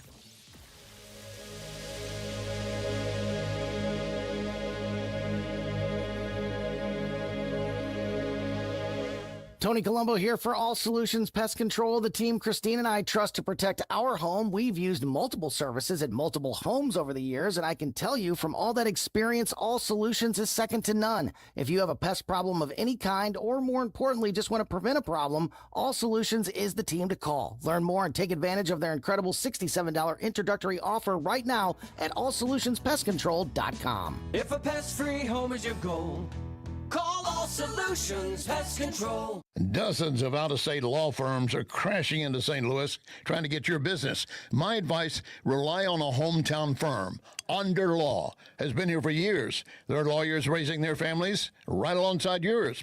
And when you're injured by someone's careless actions, you are entitled to full compensation. You want lawyers who will not bend to big insurance, but will stand defiantly protecting you. Onder Law, O-N-D-E-R, underlaw.com. Under wins. What's the best way to get rid of a timeshare that you don't want? Call the Timeshare Exit Hotline. We're a group of attorneys that help customers legally exit their timeshares. It's an easy process. We guarantee results or you pay nothing. Exit your timeshare today. Call now. 800-524-1641. 800-524-1641. That's 800-524-1641. KLGY HD3 Clayton, K270BW Bellefonte, KNBS Bowling Green. This is News Talk STL at 1019, 94.1, and always streaming at NewsTalkSTL.com. Breaking news this hour from Town Hall. I'm Rich Thomason. As the U.S. prepares to lower the boom on Iran, imposing severe economic sanctions, Tehran is threatening to choke off the flow of oil through the Strait of Hormuz. But can it really do that, or are these simply more empty threats? Nearly 200 ships did cross the strait last week, and that was up from just 40 2 weeks earlier. More than 80% of liquid cargoes reportedly used an Oman-backed internationally authorized route that Iran rejects or traveled with tracking systems disabled. Ships are using the U.S.-backed Omani route to bypass Iran's transit fee demands, while hugging Oman's coast and disabling tracking systems to reduce the risk of Iranian interference, a security approach backed by the Trump administration. The increase includes oil tankers, a development that could ease supply concerns and put downward pressure on energy prices. John Scott reports. $20 billion worth of Canadian goods are affected by new sanctions ordered by President Trump after U.S.-Canada trade talks collapsed over the weekend.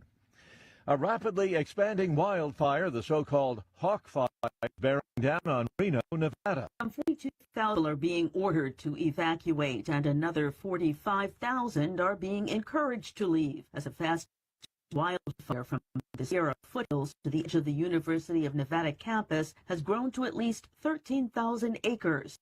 Governor Joe Lombardo has declared a state of emergency for Washoe County, and the sheriff is calling the blaze human caused.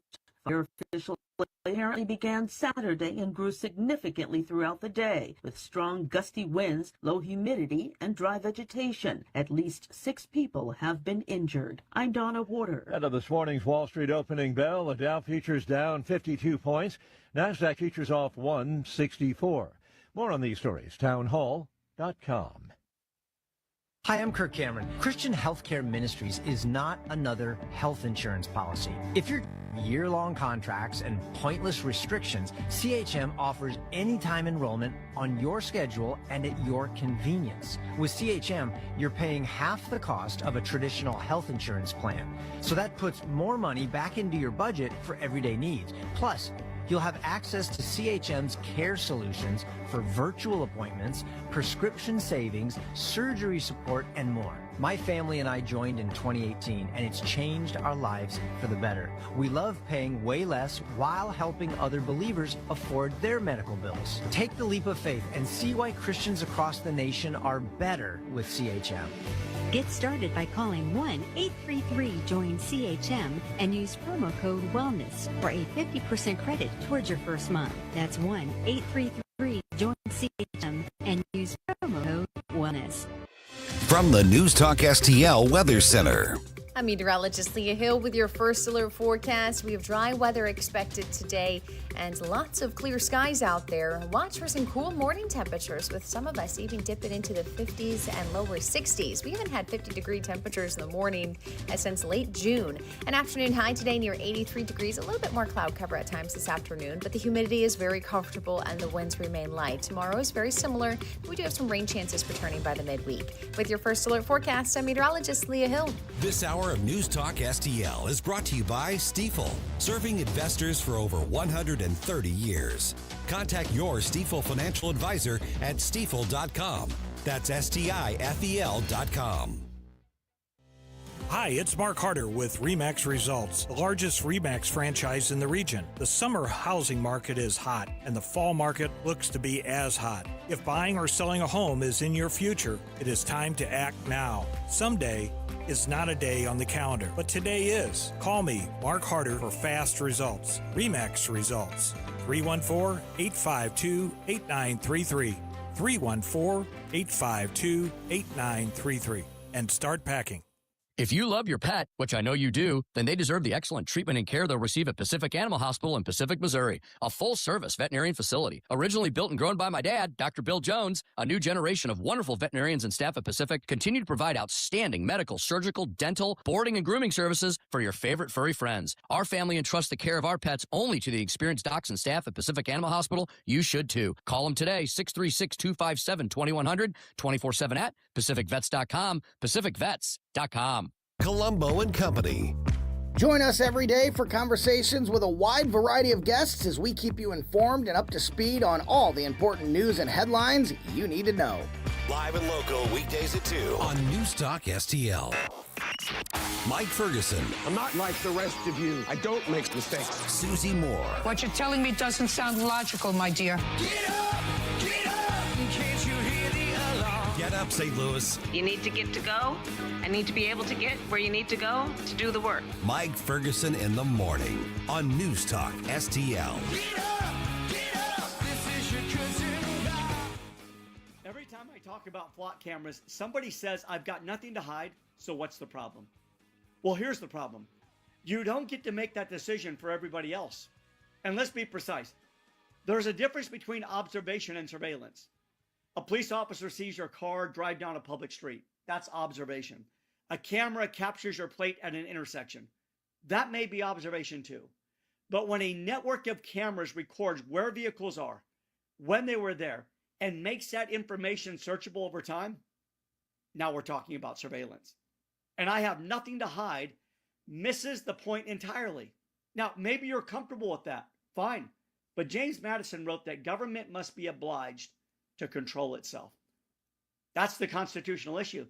So stop asking whether people who oppose flock cameras have something to hide. Ask instead, what limits should apply when government tracks people who aren't even suspected of a crime? You may surrender your privacy. You don't get to surrender everybody else's. Government must justify its authority. All right, that was the voice of Shane Krauser, the co-founder of Freedom Square USA, also a constitutional attorney. Well, could that very argument come to the Missouri legislature in January or even in December when bills are pre-filed? You know who would know? Who's that? That would be State Senator Nick Schroer. You can hear him every weekend right here on News Talk STL, and he joins us right now. And Nick, I know that, and I want to talk to you after the Freedom Caucus put out the statement regarding flock cameras. Of course, in your home area, St. Charles, the St. Charles County Police say, you know what, we're going to shut down the flock cameras. They're not shutting down all the license plate readers, but they're shutting down with flock. So let's start with your reaction to that, and then what should, if anything, the legislature be talking about? Because you used, or the Freedom Caucus used, an interesting term in your statement, the intent of the Fourth Amendment. And then you've got the letter of the Fourth Amendment, you've got the court cases, and then you've got the intent. And I want to eventually get there, but kind of respond to that. The St. Charles County Police, no more flock cameras. That's about 28 or so cameras that they're taking out of commission. Yeah, this is an area that I could filibuster. So if I get ahead of myself, just tell me to shut up. The statement that you just played to come into the segment, I love it. I agree 100% with that. Let's dig a little deeper with the intent of St. Charles County to get rid of the flock cameras. Why did they do it? Well, they had a non-law enforcement, a non-sworn officer, a civilian employee who was cracking into the information, cracking into the databases, and I know that's a word that Republicans love to hate, is database, cracking into the database to track people. And no criminal intent, no probable cause, no warrant whatsoever, no court order. And this is the problem that we see. This is becoming Big Brother. We really didn't have an issue with some of them, the license plate readers allowing for police with probable cause, with a warrant to go in there and say, hey, let's kind of connect some of these cameras that are out there right now and see if we can find this criminal that we know have already committed crimes allegedly that we've been called about. But now what we're seeing is all of these cameras, and it's not just flock. Let's be clear. The decision to take down the flock cameras, like you said, it's just a small bit of the cameras that are out there, small bit of the technology that's out there.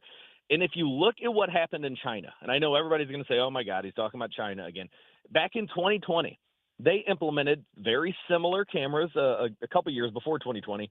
But in 2020, they modified it to allow these cameras to use facial recognition. Now, you're going to have the guys from Flock saying, we don't use facial recognition. Maybe some of the other competitors do, but the technology is out there. And why would they use facial recognition? Because these Flock-type cameras, once they utilize facial recognition, it does become like 1984. It does become a Big Brother state that goes against the intent of the Fourth Amendment.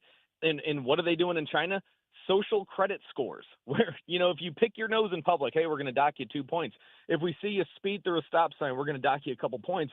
It is this huge dragnet of technology watching every move, every breath that we take, like Sting said, every move you make, every breath you take, Flock is watching you. Yeah, and by the way, I think we should lose social credit scores for picking your nose in public. So we'll have that debate at a later date here. We're visiting with State Senator Nick Schroer. All right, let's talk about the immediate answer to this. The defenders of the flock cameras, defenders of the license plate readers, they say, hey, Fourth Amendment protects your right to privacy. You have no expectation of privacy in public. These are in public. End of story. They're legal. That's what they're arguing. Yeah, I would differ, and I think the Supreme Court has differed also. I mean, even with the I forget the case, the most recent case where the Supreme Court has said, look, if the cops want to find out where your location was, previously they could just crack into these cell towers and find out. No, you need a warrant for that. You need probable cause, and you need to follow the Fourth Amendment to conduct that search. We've already seen that your vehicle is an extension of your home, and you expect privacy in there. If somebody wants to search that car, they need probable cause. They need a warrant, regardless of whether you're in a Walmart parking lot or just driving down the street. So this, again, even though it's maybe a new technology that our founders didn't have access to at that time, they did envision a time and place where you could be searched, whether it was your home, an extension thereof, places where you reasonably can expect privacy. So, this is going to be ripe for debate. To answer your question previously, I know for a fact, because there have been bills that have been filed in the House, some in the Senate. I think Senator Mike Moon has filed one in the past. I know Tony Lavasco, who's coming back into St. Charles County in the Missouri House, he has filed some in the past. So this is also getting, and I know you said this the other day on radio, this is also getting bipartisan support, because we do see some members of the Black Caucus, which they're typically in the past couple of years, and maybe this is some hope for some people out there, the Black Caucus and the Conservative Caucus have kind of aligned on some of these issues dealing with civil rights and constitutional rights. So this is something I guarantee you. I can't predict what the result will be, but I guarantee you this is going to be a hot topic that will probably have several bills in the Missouri House and the Missouri Senate being pre-filed on. If you could wave the magic wand and not have to deal with the entire legislative process and all the messy sausage making that goes involved in that, what is the right role of the state government when it comes to regulating or restricting or something else with these license? I mean, we say flock cameras. I'm using that as a generic term, but there's other companies out there. So what are the right safeguards? I mean, is it possible to have these around in our communities and have them not violate any of our rights? I think so. I think it's going to take some time, because these are tools that I've seen them firsthand on the St. Charles County Criminal Interdiction Task Force. I've been on a couple of those just, second chairing and sitting back and watching what they do. And I have seen high-speed chases going over 120 miles an hour on our highways where police said, hey, let's back off. That is that's going to be trouble if, it cuts off somebody or runs somebody off the road. So let's step back. We already have probable cause. We know who it is. We see their license plate. Let's use these cameras and track them where they're not a risk to the public, and then we can apprehend them. I've seen where multi-states are using these cameras in a good manner where they're able to track human traffickers, drug smugglers, illegal aliens. But similar to the Patriot Act, at what cost? At what cost is that safety coming? So I do think, look, if you tied a lot of this stuff to getting a warrant or having probable cause, I think that's going to ease a lot of minds. But still, you have these cameras that are recording at all times and putting it into a database. And I know myself and our founders, we didn't necessarily think that was a good thing or a constitutional thing. Mm-hmm. So that's going to be the biggest issue. I think the access to these databases. I've talked to a lot of police, and they said, yeah, we can check off. Look, you're not only fired if you unlawfully crack into these databases and start tracking people, tracking civilians, your ex-lover, but you'll lose your ability to be a police officer. You'll lose your job. But the bigger issue is, what about the issues of them recording all of the time and putting them into a database? Right. Now, let's compare that briefly to the MoDOT traffic cameras. There's an app where you can go to download MoDOT traffic cameras, and all over the highways, all over the roadways. They're really good in the winter years where you can see, okay, this route is packed with snow. There's a wreck over here. I'll go a different route. But if you want to subpoena those records, you can't, because there's no database there. Mm-hmm. So I think the biggest issue that conservatives are going to have are, is this constant recording and putting this information into a database constitutional? And I would argue it's not. So is there a way to allow the use of these without that database? Because one of the things that we covered over the past week or two is the accusation, Pacific Legal Foundation, among others, are saying, yeah, the contracts carve out something. Flock gets the data no matter what. Yeah. They may argue that the police should delete it after a couple weeks or something. But if there's not a tag or a car that's in that pursuit or suspected of something, if it's just Jerome driving by or me driving by or you driving by or Susie driving by, why should they collect that data at all? Why should I ever be even entered into a database? Yeah, that is a great question. And I have heard that certain companies, whether it's Flock, I know their CEO says, no, we're not collecting any data. We're not doing facial recognition, but others are. So he's admitting, yes, people are monetizing. They're collecting this information about us and then monetizing it. Hey, middle-aged white males that have beards love to drive, big trucks, whatever, Mm-hmm. So they'll sell that to people. That needs to stop. But yeah, like you stated, why is my information being recorded by the state and put into a database? Now, there may be some hope. I have heard from local law enforcement officers and leadership saying the goal here is to get rid of these third parties. And I don't know if this is every single law enforcement agency in St. Charles County or the St. Louis metropolitan area, but some of them are saying the goal here is to contract with companies that just give us the cameras. They have no ability to crack in and see what we're recording or look at the cameras.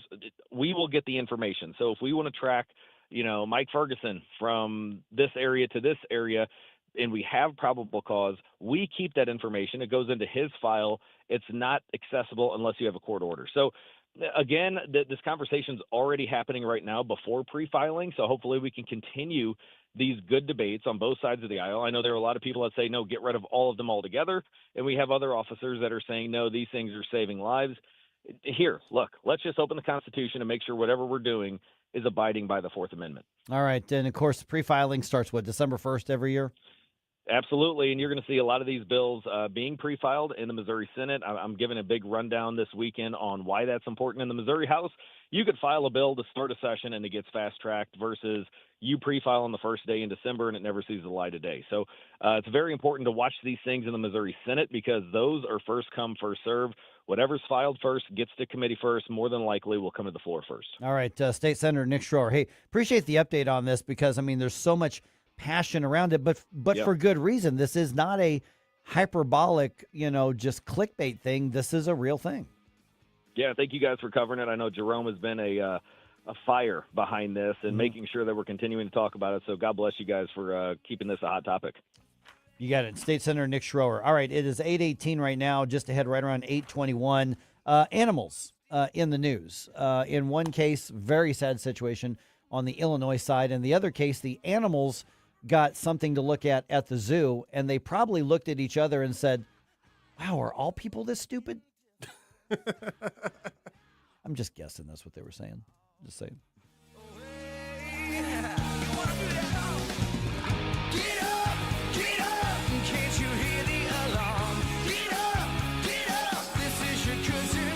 Mike Ferguson in the morning. A cross between Socrates and Dirty Harry. On News Talk STL.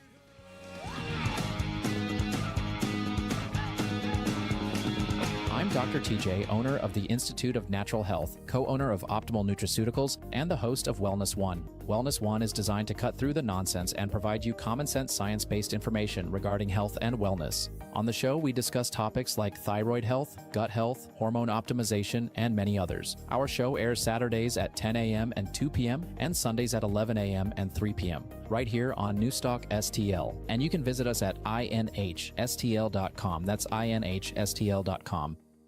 People ask all the time, who the heck is Low Cost Airlines? Well, we're not just one airline. When you're talking to us, you're talking to everyone. We are the discount supermarket for all airline tickets. Plus, we have all the airlines and always have the best prices. American, Delta, United, plus all the specialized international airlines and a lot more. And we make it easy. We guarantee you'll talk to a live human in 60 seconds. You can have the rates you need and have your trip booked in 5 minutes. Now, how cool is that? And remember, when you're talking to us, it's like talking to every single airline available with one fast phone call. All you need to do is call and find the best prices to fly wherever it is you want to go. So are you ready? Call Low Cost Airlines right now. 800-515-2397. 800-515-2397. 800-515-2397. That's 800-515-2397. Hey, thank you very much for taking my call. News, analysis, opinion. Yes, I just want you to know what a breath of fresh air you people are. 101.9 and 94.1. News Talk STL.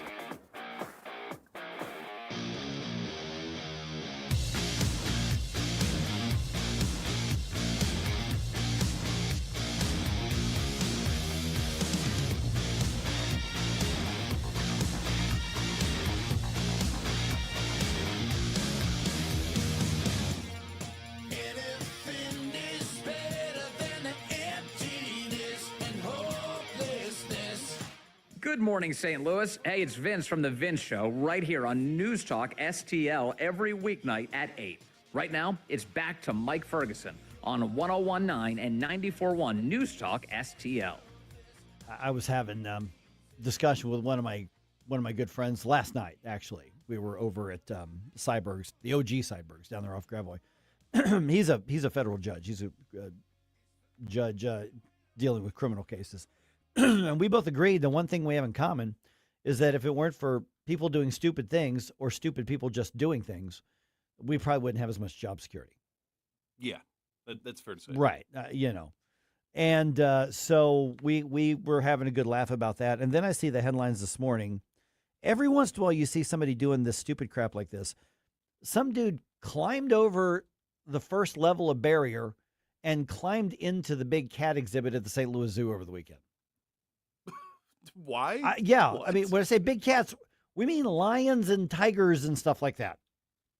So if you haven't been to the big cat, exhibit, you've got these like netting, fencing things. And that's what he climbed over. And then he was on top of the tall, really tall wall, which, and I'm sure they're experts at this. I'm sure that it's high enough up there that the lions and the tigers can't jump up and get out. But he's sitting there kind of dangling his legs over the big cat exhibit. Now, nothing happened. Nobody got hurt. And I don't know if he was in a position to where they could have gotten to him, but he was certainly in a position he could have fallen in, and then he's just a buffet because these are wild animals. I mean, yeah, even though they look like they're friendly and cuddly when they're in the contained environments, if you fall into that, the animal instinct is still there. And if they don't view you as a plaything, they might view you as a meal. they and I would suspect that's what would happen. And of course, you saw, media has to make a, as big of a deal out of these things as possible, because there's a lot of video out there on social media. People were recording and yelling at the guy, "Get out of there, knock it off." And it was visitors to the St. Louis Zoo that alerted security. And eventually the guy okay, I'm tired of this. And he climbs back over and decides to go about his merry way. And no, security and police. It's literally a crime to do that in the city. And I think a county too, but it is literally a crime to do that. So I don't know what the story is going to be. We may end up seeing charges and all this kind of stuff. They may decide it's just a crazy dude like the other story we're about to talk about, and then it just sort of dissipates and goes away here. But the St. Louis Zoo is now putting out statements saying, okay, we're going to review all of our security things, see if there's more we can do and all this kind of stuff. And that's all well and good. I mean, you should, I guess, take a look at it. But it's really hard to do what that guy did. He had to go through so much effort. You can't account for every single eventuality. This was not the zoo's fault. No. It was not. I mean, if it were really easy and the guy accidentally ended up in front of a bunch of tigers, okay, that's one thing. That's not what happened. I was just looking for the bathroom, and now I've got, tigers looking at me. That's not what happened. This isn't the gift shop. Oops. I wanted the stuffed ones, not that one. And in the video that I put it up on the stream earlier this morning, it looks like maybe part of the design flaw was that there is like a decorative boulder type thing where the net attaches to that he figured out, well, I can climb on that and get over this part of the net. Like it wasn't like he was climbing on the net itself. Yeah. But still a very stupid thing to do. It was incredibly stupid. And so the zoo is, I don't think media is pressuring. I don't think people are like, how could you let this happen? Because sometimes you go, that guy's an idiot. That's how this happened. Stupid will find a way. It's a force of nature, unfortunately. Yes. Oh my goodness. All right, 8:25. Okay, so let's talk about the tougher news. Granite City. The Granite City police announced yesterday that they, after an animal cruelty investigation, I say after, I'm sure they're still investigating, they rescued 25 animals, 23 dogs and 2 cats out of a home in Granite. And they've arrested one person. I don't know the person's name, and I don't know what the extent of the charges are going to be. And I saw some of the media had posted photos of basically every single dog that was out there. Now, none of them, from what I could tell, looked malnourished. But that doesn't mean that they weren't, kept in horrible situations. We're looking at 25 animals. And can you imagine being the 2 cats in a home full of 23 dogs in one house? Yeah, that's not a good spot. I've seen cats that get along with a dog or two really, really well. You got a pack of dogs, although some of them apparently were kept in kennels and cages, constantly. So we don't know a lot about the situation, but it's been described as a hoarding situation, an animal hoarding situation. I don't understand why if you're going to hoard something, why can't it be board games? Why can't it be Legos? Why you gotta hoard living beings? You can get stuffed animals. Yes. And put Build-A-Bear with like a little voice box that says, you could do that and not have living beings that you're neglecting in your home. Right. Yeah. Yeah. I mean, they could press a little button. It goes, "You're a hoarder. Go get help." Press a button. "I don't need this many friends." Press another button. "You spent way too much money to make me." I don't think those are going to sell very well, Mike. No, they're not. No. Well, neither did their RuPaul one. So, Build-A-Bear, based right here in St. Louis, deciding to go off the woke edge there last year. But yeah, so and then you get the hoarding thing, and I could only imagine what the conditions would be like inside that home. And so Granite now, their animal shelter, or not the animal shelter, the animal control facility. I'm not even sure Granite has an animal shelter. They might. It's probably a county one. But in the city, now all of these animals have pushed them to the limit of being at or over capacity because they had this massive influx of almost 24 dogs. The cats are probably a little bit easier to deal with. However, as Susie was pointing out a little bit earlier, and she does volunteer work at Dirk's Fund, an animal shelter, what happens now is all these animals come in from this horrific situation, and now they have to basically quarantine them off until every single one can get a medical clearance from a veterinarian. And that's not going to happen right away because you got to do testing. And do they have anything that's pathogenic? Do they have anything that's communicable? And some of them might, and some of them might not. And if some of them do, then they still have to quarantine all of them. And I don't know what the rules are in Granite City as far as what to do with the animals, and I don't know if they're no-kill or if they euthanize. I have no idea. But there's another situation where an irresponsible person or irresponsible people abuse our dominion over these animals. Mm-hmm. And gross. The hoarding stuff is gross enough. But to do it with animals, I mean, and I understand there's crazy and mental health things going on there, unless, and this is the worst case scenario, and there's no indication that they said this was hoarding. They did not say this was a criminal case. There have been other cases where, they're having the hoarding of the animals, for some sort of criminal activity. That does not appear to be the case here. Just so we're clear on that. This appears to be crazy person hoarding. Well, hoarding is a crazy person thing, and it's going to sound really mean to say that, but consistently with the hoarding behaviors, there is some deep-seated, severe mental problems that are going on, and it's unfortunate when the fixation of the hoarding becomes something that actually has an impact on the life of another creature or child or somebody of that nature. I mean, there are people that a form of hoarding is not throwing anything away because you have that. We might need it. Yeah, we might need it, or you have such a strong something in your life at that time happened that has caused you to like, latch onto this garbage. My grandparents were an example of that because they lived through the Depression, and then when Alzheimer's and dementia, affected them, they defaulted back to that survival mindset. That generation's almost gone. Mm-hmm. Yeah, and so in this instance, it is consistently. Another factor of it is that feeling of loneliness and needing to feel wanted or desired or relied upon. And animals, by their very design of being your pet, are always, unless you're a terrible owner, they're always going to want you and need you and be reliant on you. And so there is that level of maybe not like cruel control feeling, but that feeling of being in control and being needed or being valued by something that's living.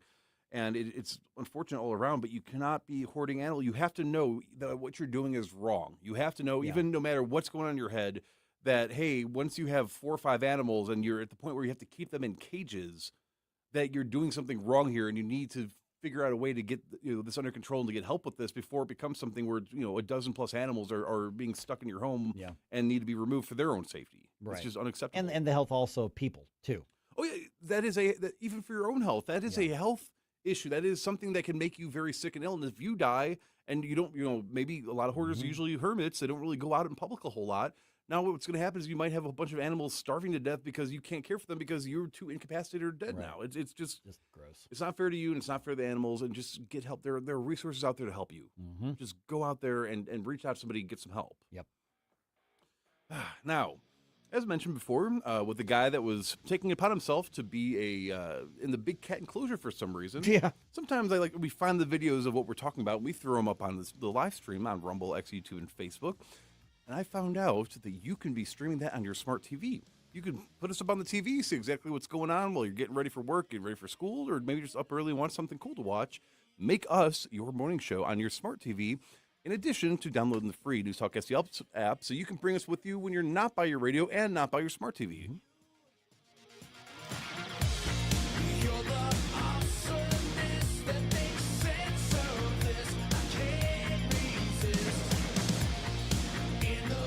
From the NewsTalkSTL Weather Center. I'm meteorologist Leah Hill with your first alert forecast. We have dry weather expected today and lots of clear skies out there. Watch for some cool morning temperatures, with some of us even dipping into the 50s and lower 60s. We haven't had 50-degree temperatures in the morning since late June. An afternoon high today near 83 degrees. A little bit more cloud cover at times this afternoon, but the humidity is very comfortable and the winds remain light. Tomorrow is very similar. We do have some rain chances returning by the midweek. With your first alert forecast, I'm meteorologist Leah Hill. Fox News commentary with Jesse Waters next. Most investments today feel like second jobs. Real estate, you're a landlord. Stocks, you're a day trader. Crypto, you're a full-time researcher. You've got a life to live. Your investment should help you live it. That's why more Americans are choosing gold. Noble Gold has helped thousands protect their future with real physical gold. Visit NobleGoldInvestments.com to get your free wealth protection kit. That's NobleGoldInvestments.com. Past performance may not be indicative of future results. Investing in precious metals, including gold, involves risks. Consult with your tax attorney or financial professional before making an investment decision.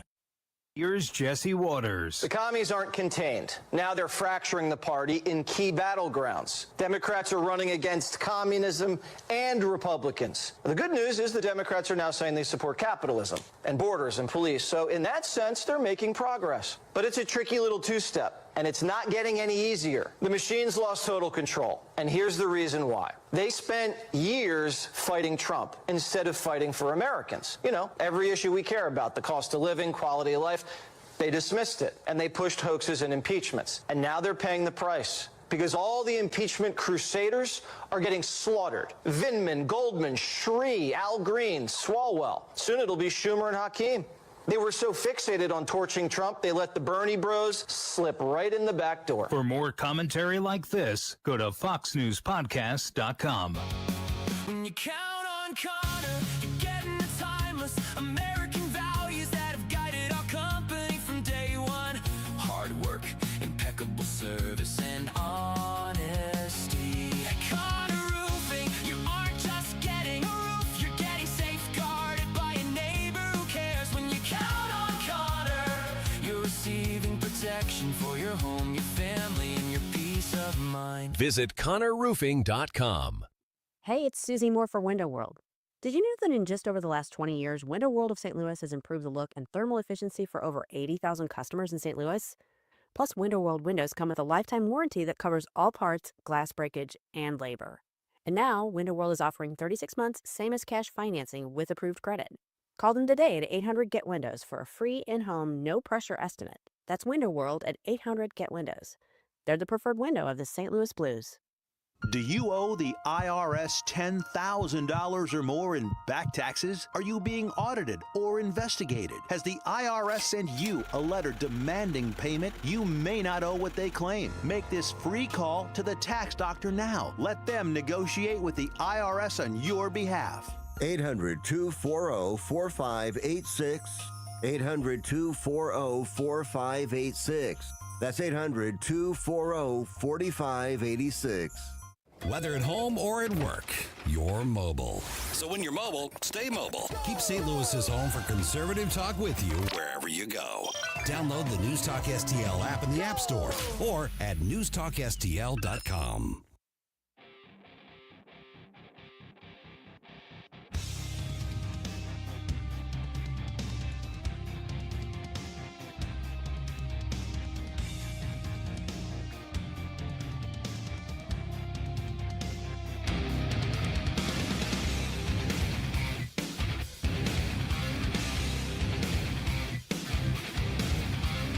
Let's get back to all this madcap mayhem with Mike Ferguson in the morning. But don't forget, stick around for Jones and Arps every Monday through Friday, 4 to 6 p.m. The Lindsay Clancy trial is happening as we speak right now. So what's happening right now is that the defense is questioning the witnesses, I guess, one last time, and then they're going to go into the final arguments, the closing arguments. Mm-hmm. And the way that this story, it started off as a true crime story. I mean, there's an entire television channel that's incredibly popular on streaming and cable television, Court TV, that has built its entire very profitable margin off of highlighting true crime stories. I've mentioned a number of times before, what is the number one most popular genre of podcast? True crime. Massive, massive appetite for this. What's happened with this Lindsay Clancy thing has just spread so far beyond that.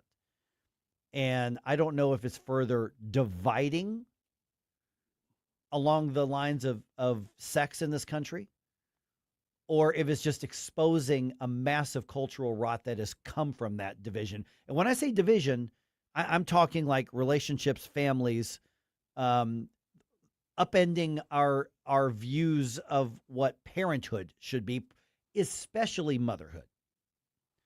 Now, I'm not saying that I think Lindsay Clancy, sorry, my apologies, Lindsay Clancy and her supporters, I don't think they're the majority of women in this country. No, but they are you can't ignore the percentage of it. It's very loud. Very vocal. And not just on social media, although that seems to be where the noise is coming from. And so the question, because I always want to look back and go, okay, is this skewed because of all the crazy people on social media? Or is this putting a spotlight on what's actually out there? When you look, obviously, at the facts of the case, let's talk about the people who say Lindsay Clancy did it. Her defense team. Lindsay Clancy. She herself. She herself has said she did it. The investigators. Whether or not she murdered her own 3 children is not credibly debatable. On the internet, they still make their, but that's just the facts are the facts. Yeah. That's not even what the main story here is that she's being held up as a heroine by a not insignificant, apparently not insignificant number of white leftist women and leftist women in general. And some leftist guys. And so, yeah. But you look at the rallies, and there may be a couple guys in there, but it's women. And the video that I saw, I can't remember if it was late last night or early this morning, is, when they're going into the courthouse and here come the sheriff's, vans transporting the defendants, transporting the prisoners in. And she was in one of them, they believed, cheering loudly, jumping up like a rock star just drove by, like a pop star just drove by, cheering for her. Okay, this isn't about Lindsay Clancy anymore. Now we're seeing the spillover into where people are saying, okay, this is an indication of whether or not I want this person in my life. Susie told the story of somebody she knows had somebody in their life who had a breakup, a male and a female breakup, boyfriend-girlfriend breakup. And one of the final straws was the young woman absolutely was a defender and a fan of Lindsay Clancy and a supporter of her. It's one thing to say, oh, she had terrible mental health situations. We need to look at this tragedy and say, let's reevaluate mental health in America. Okay. When I did my TV show, I featured mental health resources regularly on my old TV show, Missouri Viewpoints. That's not what's happening right now. They are cheering her and demanding people support her.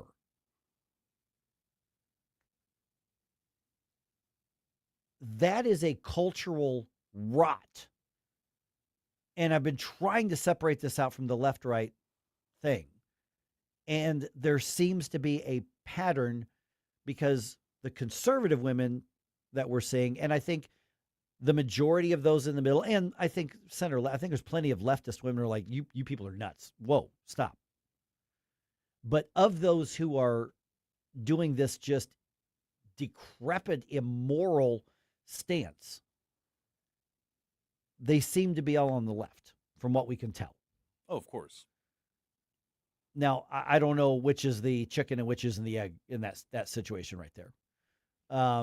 But it shows a cultural rot right down to the point of saying we're going to cheer for a woman who murdered her own children with her bare hands.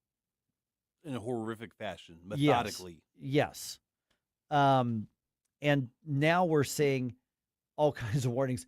Hey, guys, the cultural rot is so bad.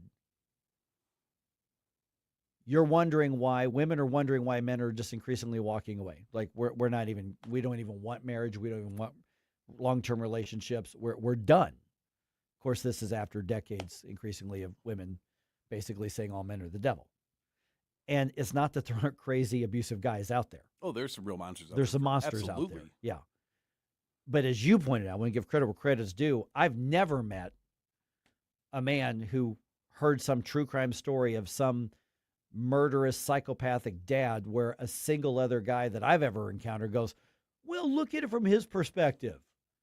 Maybe we got a trend of women talking back to their husbands.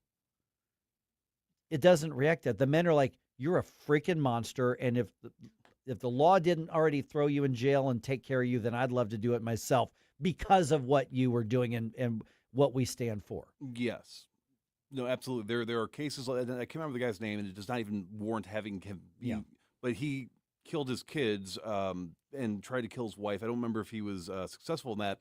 And tried to hide their bodies because he was going to run away with a mistress. And every guy I knew, didn't matter what their political affiliation was, every single guy that I knew, both online and in person, were like, no, if the cops would turn a blind eye for just a few minutes, we would make sure that justice is served for his family. And this goes into we're just made different and complementary. Guys, we're wired to be protectors. That's what we believe, that all parents were wired to be protectors, particularly the maternal instinct to protect your child. And that's all being destroyed in the names of, I know of another couple where the wife left the husband, who was a pastor, I don't know if he is now, because feminism had seeped so much into her brain. Now, he's a left-wing guy too, so he kind of brought it on himself, to be real honest. But she didn't like one of his orthodox views regarding women in the church, and that he believes that the Bible says only men should be pastors and deacons and elders and all that kind of stuff, or elders in his case. And she literally left him and filed for divorce because he was teaching his daughter how he believed his theology was. And then she went on this missive, about patriarchy and, feminism destroys families. Feminism destroys families. I know that all too well right now, believe me. Feminism destroys families. And when you see hundreds of women, hundreds of thousands, if not millions, probably hundreds of thousands of women are making a lot of noise online and in other media, running to the defense, saying, we love her. We support her. I am Lindsay, which I've seen. And then they wonder why the reaction from many men on social media are saying, okay, guys, this tells you all you need to know. One, vet your potential mate by asking her what she thinks of Lindsay Clancy. And if she doesn't despise a woman who murdered her own children, walk away. Others have gone farther to say, guys, don't get married in America 2026 and beyond. The cultural shift and the cultural rot and the cultural divide has just gone too far at this point. Yeah, and it's just very unfortunate and tragic to watch. Not just the specific case, because there is a place in this whole trial for, I think, could be a very actually valid discussion on what postpartum depression is, how it affects people, maybe better ways of getting, recognizing warning signs, getting help for people that might be going through something like that, or even, again, the question of the psychiatric medications and the side effects that we see on television, where it's like, increased thoughts of suicide is a common side effect for people. Maybe don't take that pill. Yeah, but then doctors will still, prescribe them. There is a role for a broader discussion around this to learn and to help other people, and it's not being had by these people because they're viewing her as a victim of her own. Like, somebody recorded a song about her that I'm seeing on some of these god awful social media video reels that now are in my stinking algorithm that I didn't want. Yeah. No, then I've been talking to guys my own age, some of which are already married, and either their wives are pregnant or they've already just had a newborn, and they're saying, look, my wife is sympathetic towards her, and they're falling for this TikTok nonsense, and I'm worried for my children because what am I supposed to do? I'm sorry, bro, but anybody else that's single out there, put that in your list. If she is sympathetic towards Lindsay, if she's obsessing over TikTok, if she's sympathetic towards Carmelo Anthony, you cut her off and you walk away, you block her, you do not interact with her no more. She is not good news. Yeah. Now, in other news, problems caused by loaded dice. Loaded dice, that's right. Continue to make headlines. Learn about the latest ripple effect of his brief time in office. That's coming up here in the news dump at 8:50. I missed the loaded dice on that one. Sorry. Unforgivable.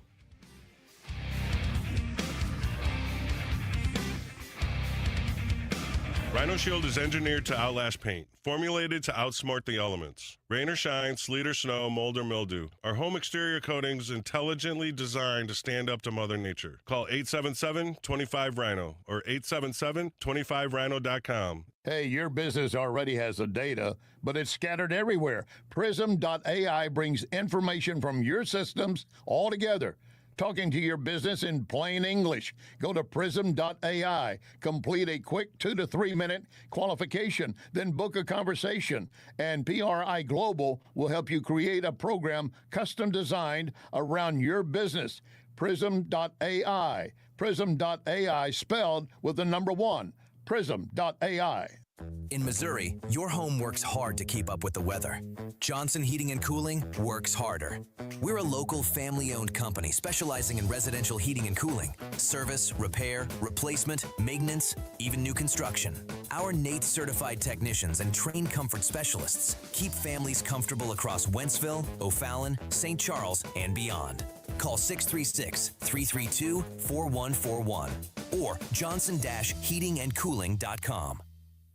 Susie Moore here for the team at Mattress Dogs. They're proud to be family-owned and operated. Thanks to customers just like you, they've grown from 1 store to 5 across the St. Louis area, each filled with the latest sleep technology and America's most trusted mattress brands. Right now, during the Labor Day sale, save thousands on Tempur-Pedic, Beautyrest Black, Sealy Posturepedic, King Coil, and more. Plus, save up to 70% off retail on select clearance mattresses while they last. Visit any of the 5 Mattress Dogs locations or shop online today at mattressdogs.com. MattressDoggzzz.com.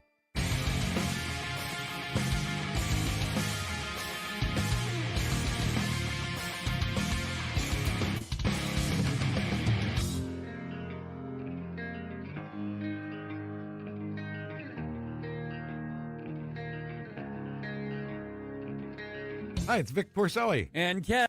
Hi, Ken. Hey, Vic. Ken and I are on every Monday through Friday here on News Talk STL. Right now, you're listening to Mike Ferguson in the morning on 101.9 and 94.1 News Talk STL. Whoosh, my morning people. All right, the St. Louis City Sheriff's Office is not admitting to racial discrimination, but they agree to take steps to prevent more of it from happening. It's not happening, but if it But is... we're going to stop it from keeping it happening. Okay. Yeah. All right. All right, sexual harassment training in Congress. Okay, so let me clarify. Despite what you've seen a lot lately, they're talking about sexual harassment training of what not to do. They're not training them how to do it. No. Okay, that'll be an important distinction. Yeah, because clearly they already know how to do that. All right, the Cardinals get swept by the Phillies in particularly frustrating fashion. 8:50 right now. Let's do one more news dump here today. The Morning News Dump, brought to you by Lee May Concrete and Block. Wake up, America. It all worked out. They got all the news. The Morning News Dump. Federal officials say former Sheriff Alfred Loaded Dice Montgomery targeted older white employees for termination. The U.S. Equal Employment Opportunity Commission and the DOJ say an agreement has been reached with the St. Louis City Sheriff's Office to settle those age and race discrimination accusations. The EEOC says Montgomery targeted white employees to fire and then fired a black employee who objected to the discrimination. Now we get into the retaliation part, and that was all part of why he's in jail right now. The sheriff's office denies the accusations of discrimination, but they have come to an agreement to take steps to empower whistleblowers and to put up more resources and basically all the steps to make sure that it doesn't happen again, but they deny that it happened. And in a related part of the story, the agreement does not stop any current or future civil lawsuits against the office. So generally, they would kind of have to claim that it doesn't happen in order to have some kind of leverage to negotiate a settlement with any of these lawsuits. A lot of loops to jump through to try to get both sides of what they want done. Because they don't want this thing going to a civil trial. Because the EEOC and DOJ has already declared, we investigated and we say you did it. So this is about settlements at this point. All right, it's been described as a hoarding situation in Granite City. On Sunday, the police department announced they rescued 25 animals, 23 dogs, 2 cats, from a home as part of an animal cruelty investigation. The animals were taken to Granite's animal control facility, which is now at capacity. One person was arrested, but we haven't been told their name or any further details on the case. Yeah, and it's a shame with people like this that they can't recognize or they don't care enough about the problem that they're creating, and then it becomes a burden for everybody that actually tries to do the right thing for other people. It's frustrating. Congresswoman Kat Kamek, she's a Republican out of Florida, but you probably knew that, says she's teaming up with Democratic Congresswoman Teresa Ledger Fernandez, and she's from New Mexico, to put forward a reform package that they say will give congressional staffers an easier path to report harassment or assault. She tells Fox's Sunday Night in America that the new rules will give more information to staffers and speed up the House Ethics Committee. Streamline the reporting, streamline the awareness, and make it so that there is a one-stop shop for staffers who come forward, that they have the protections and they know exactly where to go. Okay. Second part is training. Okay, so this comes as accusations against former Congressman Eric Swalwell and Tony Gonzalez had them resign over the allegations of sexual assault. And Congressman Max Miller faces allegations of domestic abuse. He is a Republican out of Ohio. Congressman Chuck Edwards, a Republican out of North Carolina, ended his reelection campaign amid reports that he had inappropriate sexual, if not contact, communications with his staff. Which is unacceptable. I mean, props to those who finally come forward and provide the evidence and put themselves in the negative spotlight to hold these people accountable. But we need to really do more, I think, getting behind the actual people that are victimized and encouraging them. Let's get this over with and let's hold them accountable as soon as possible so it doesn't keep becoming a trend of behavior. Should we also, I don't want to go back to the moral majority, religious right, Ralph Reed, Pat Robertson areas. Okay. Should we start considering personal morality more when we're voting? Because over the past 10 years, let's be real honest, we've heard a whole lot of Republicans say, I'm not electing a pastor, I'm electing a president. Who cares that he's super immoral? Should we go, you know what, between all of this going on, should we start saying, you know what, I'd like you to be a step above the average American when it comes to things like morality and ethics? Oh, absolutely. Yeah. You're supposed to be a representative of us, one, but also like you were supposed to set the example. You're supposed to be a strong leader, and you can't do that if you are just a monstrous, disgusting human being behind the scenes. Yeah, I don't think every aspect of a public figure's life should be public, but at some point, is it on us to say maybe we should ask more about just their votes and ideology and tribalism and more about, is this a quality good person? Yes. As well. Okay, oil prices still high as shipping traffic through the Strait of Hormuz remains low. Industry analyst Trilby Lumberg publishes the Lumberg survey, says gas prices have dropped a little bit recently in the last couple of weeks, but don't expect that to last. Retailers are having to push prices upward, and this may amount to about a dime very soon in the next few days, or perhaps quite a bit more. Now, we're still about 80, 90 cents below where we were a year or so ago, but that could tick back up. So I looked around this morning on AAA's website. As of this morning, the national average for a gallon of gas is up now to $4.10 because it just got under $4 for a brief moment there. In Missouri, the average is now $3.88. And around the metro area, the lowest average price I could find was $3.77 in Jeffco, up to $3.91 in Franklin County. In Illinois, the average price is $4.38, and the average low and high that I could find in the Metro East, $4.20 in Calhoun County and $4.32 in St. Clair County. Well, it's a good thing we already won the Iran war. Imagine how much more expensive We won it would that be. 2 days in. Yeah, imagine how much worse it would be if we hadn't won it already. Complete and total victory after 2 days, which was 5.5 months ago.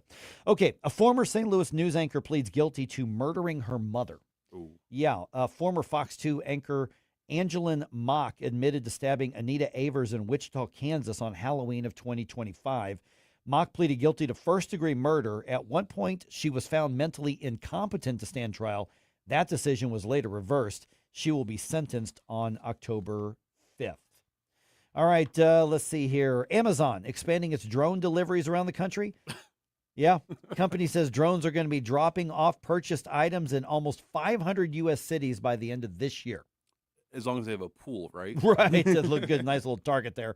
Right now, less than 100 markets have drone delivery. To get your order by drone, it must weigh less than 5 pounds. It must fit inside a shoebox.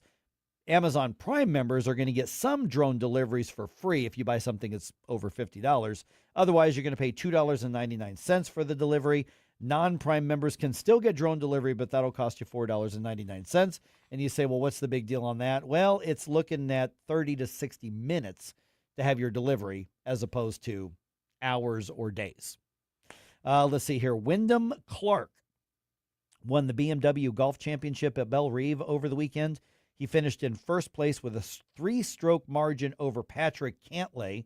An estimated 38,000 spectators attended Sunday's final round, and the attendance for the tournament is believed to be about 155,000 if you put all the rounds together, with a $50 million impact on the local economy. Oh, not bad. Big deal. Cardinals had the lead in Sunday's game going into the bottom of the 9th inning. They were winning 4-0 and ended up losing 6-4 with a walk-off home run. That was a very Cardinals way to lose. The bullpen.